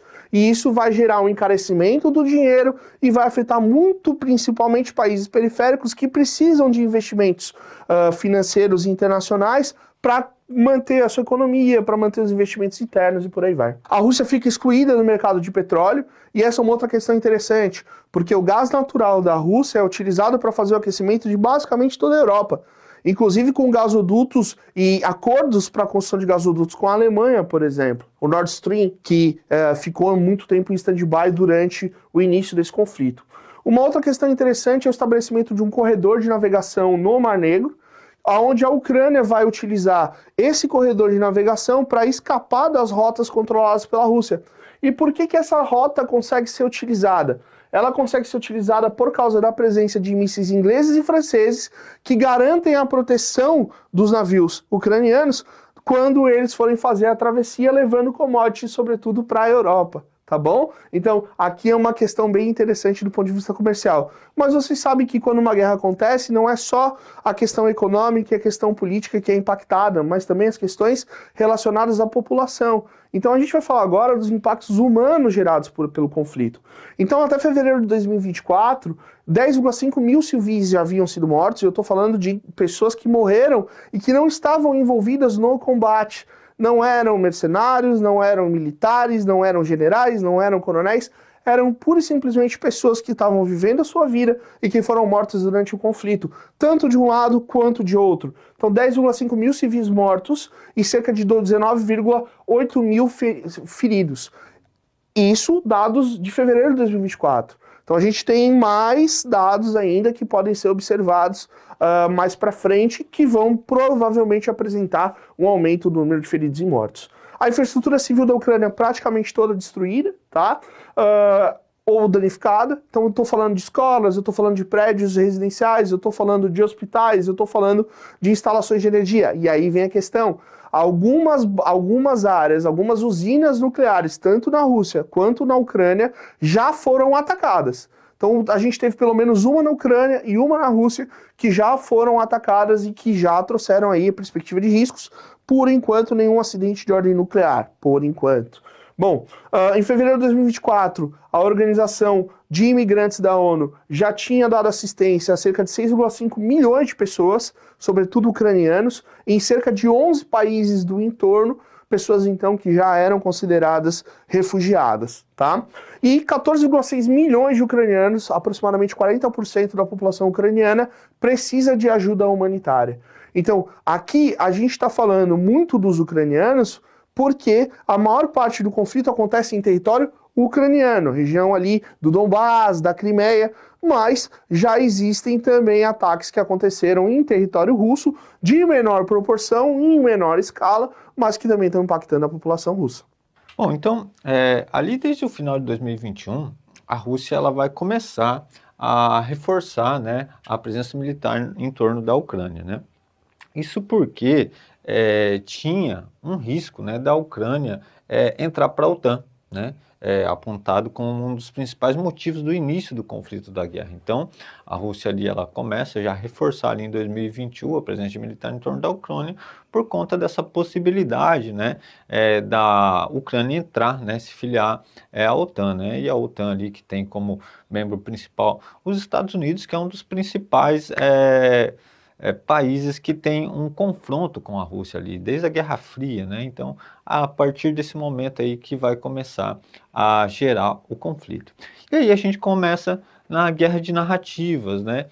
O que o Putin vai falar, né? O Putin, então, ele vai apresentar para a OTAN uma lista de exigências. E um dos principais itens dessa lista de exigências é que a Ucrânia nunca fizesse parte da OTAN, justamente porque tem os Estados Unidos como principal membro da OTAN e ali eles não queriam um país tão próximo da Rússia com bases militares americanas perto do seu território. Então eles falam, não, tipo, isso aqui a gente não vai aceitar. E aí o Putin ele vai reconhecer a independência de duas áreas separatistas pró-Rússia dentro da Ucrânia. E aí, né, o conflito já começa a se dar, já começa a se desenvolver. Já o Volodymyr Zelensky, que é o presidente da Ucrânia, ele vai chegar a propor a criação de uma nova aliança internacional, né, visando segurar a paz nesses territórios invadidos. Então, a gente vai ter aí a guerra de narrativas, porque não é apenas um conflito bélico, né? A guerra de narrativas ela vai fazer muita diferença, né? Por conta do apoio internacional de outros países. Então, isso é algo muito presente nas guerras dentro do contexto que a gente vive. Vou apresentar agora alguns dados referentes aos impactos sociais da guerra entre Rússia e Ucrânia. Em relação aos impactos da guerra, a Ucrânia vai ter cerca de 10 mil civis mortos e 19 mil feridos, e a gente tem um número de soldados ali que perderam a vida na batalha que ainda não tem um estudo aprofundado sobre isso. Já tem alguns estudos que mostram que cerca de 50 mil soldados russos já foram mortos nesse conflito. Em relação ao número de refugiados na Ucrânia, a gente vai ter 6,5 milhões de ucranianos que vão migrar para outros países, como Bulgária, Romênia, Polônia. Já, né, os refugiados internos, a gente vai ter 4,5 milhões de ucranianos que se refugiam dentro do próprio país. A gente vai ter ali cerca de 14 milhões e meio de ucranianos que vão precisar de alguma forma de ajuda humanitária, né? Então, esses são alguns dos impactos da guerra entre Rússia e Ucrânia. Bom, uma questão importante da gente parar para pensar sobre a questão do conflito entre Rússia e Ucrânia é a questão da mídia, né? Como a mídia ela vai ter um papel importante, né, na construção do nosso imaginário sobre a guerra. E quando a gente reflete sobre isso, é muito interessante a gente pensar que o conflito entre Rússia e Ucrânia vai ser um dos primeiros que ele vai ser praticamente televisionado ou transmitido em tempo real na internet, né? Onde hoje a gente vive uma era onde a gente acessa a informação de uma maneira praticamente restrita. Isso, de uma certa forma, acaba influenciando, então, a forma que a gente vai interpretar a guerra, né? A forma que a gente lê essa guerra, né? Muitas vezes isso vai gerar uma confusão entre informação e entretenimento. E aí, é muito interessante a gente parar para pensar até de como caiu num esquecimento ou num silenciamento a questão do conflito entre Rússia e Ucrânia, né? Já não é muito mais falado, né, como quando surgiu o conflito, né? Como as mídias, de uma certa forma, elas manipulam a nossa informação e a nossa forma de até ler e interpretar as guerras, né? Então, as mídias convencionais, muitas vezes elas ainda se embaralham, né, em como definir como difundir essas informações sobre a guerra, isso acaba impactando diretamente sobre a gente, né? Qual narrativa a gente vai interpretar como certa ou como errada, né? É importante muitas vezes a gente fazer uma leitura crítica sobre como essas informações estão sendo difundidas. E aí, para finalizar, a mesma perspectiva que a gente falou do conflito Israel e Palestina. A necessidade de encontrar um consenso para encerrar o conflito. E aí, sanar os problemas que levaram a essa questão. Então, questionar, por exemplo, a existência ainda da OTAN como instrumento de coerção de países que não sejam aliados com ela, uma vez que a OTAN é um instrumento do período da Guerra Fria. A questão do imperialismo russo, que tenta dominar áreas territoriais que sim, de certa forma já foram russas em algum momento, mas que agora pertencem a outro país. As discussões relativas à questão dos supremacistas ucranianos, mas também da questão do imperialismo russo, tudo isso precisa ser conversado e debatido, sobretudo se você tiver que fazer uma redação sobre isso. Dito isso, boa prova!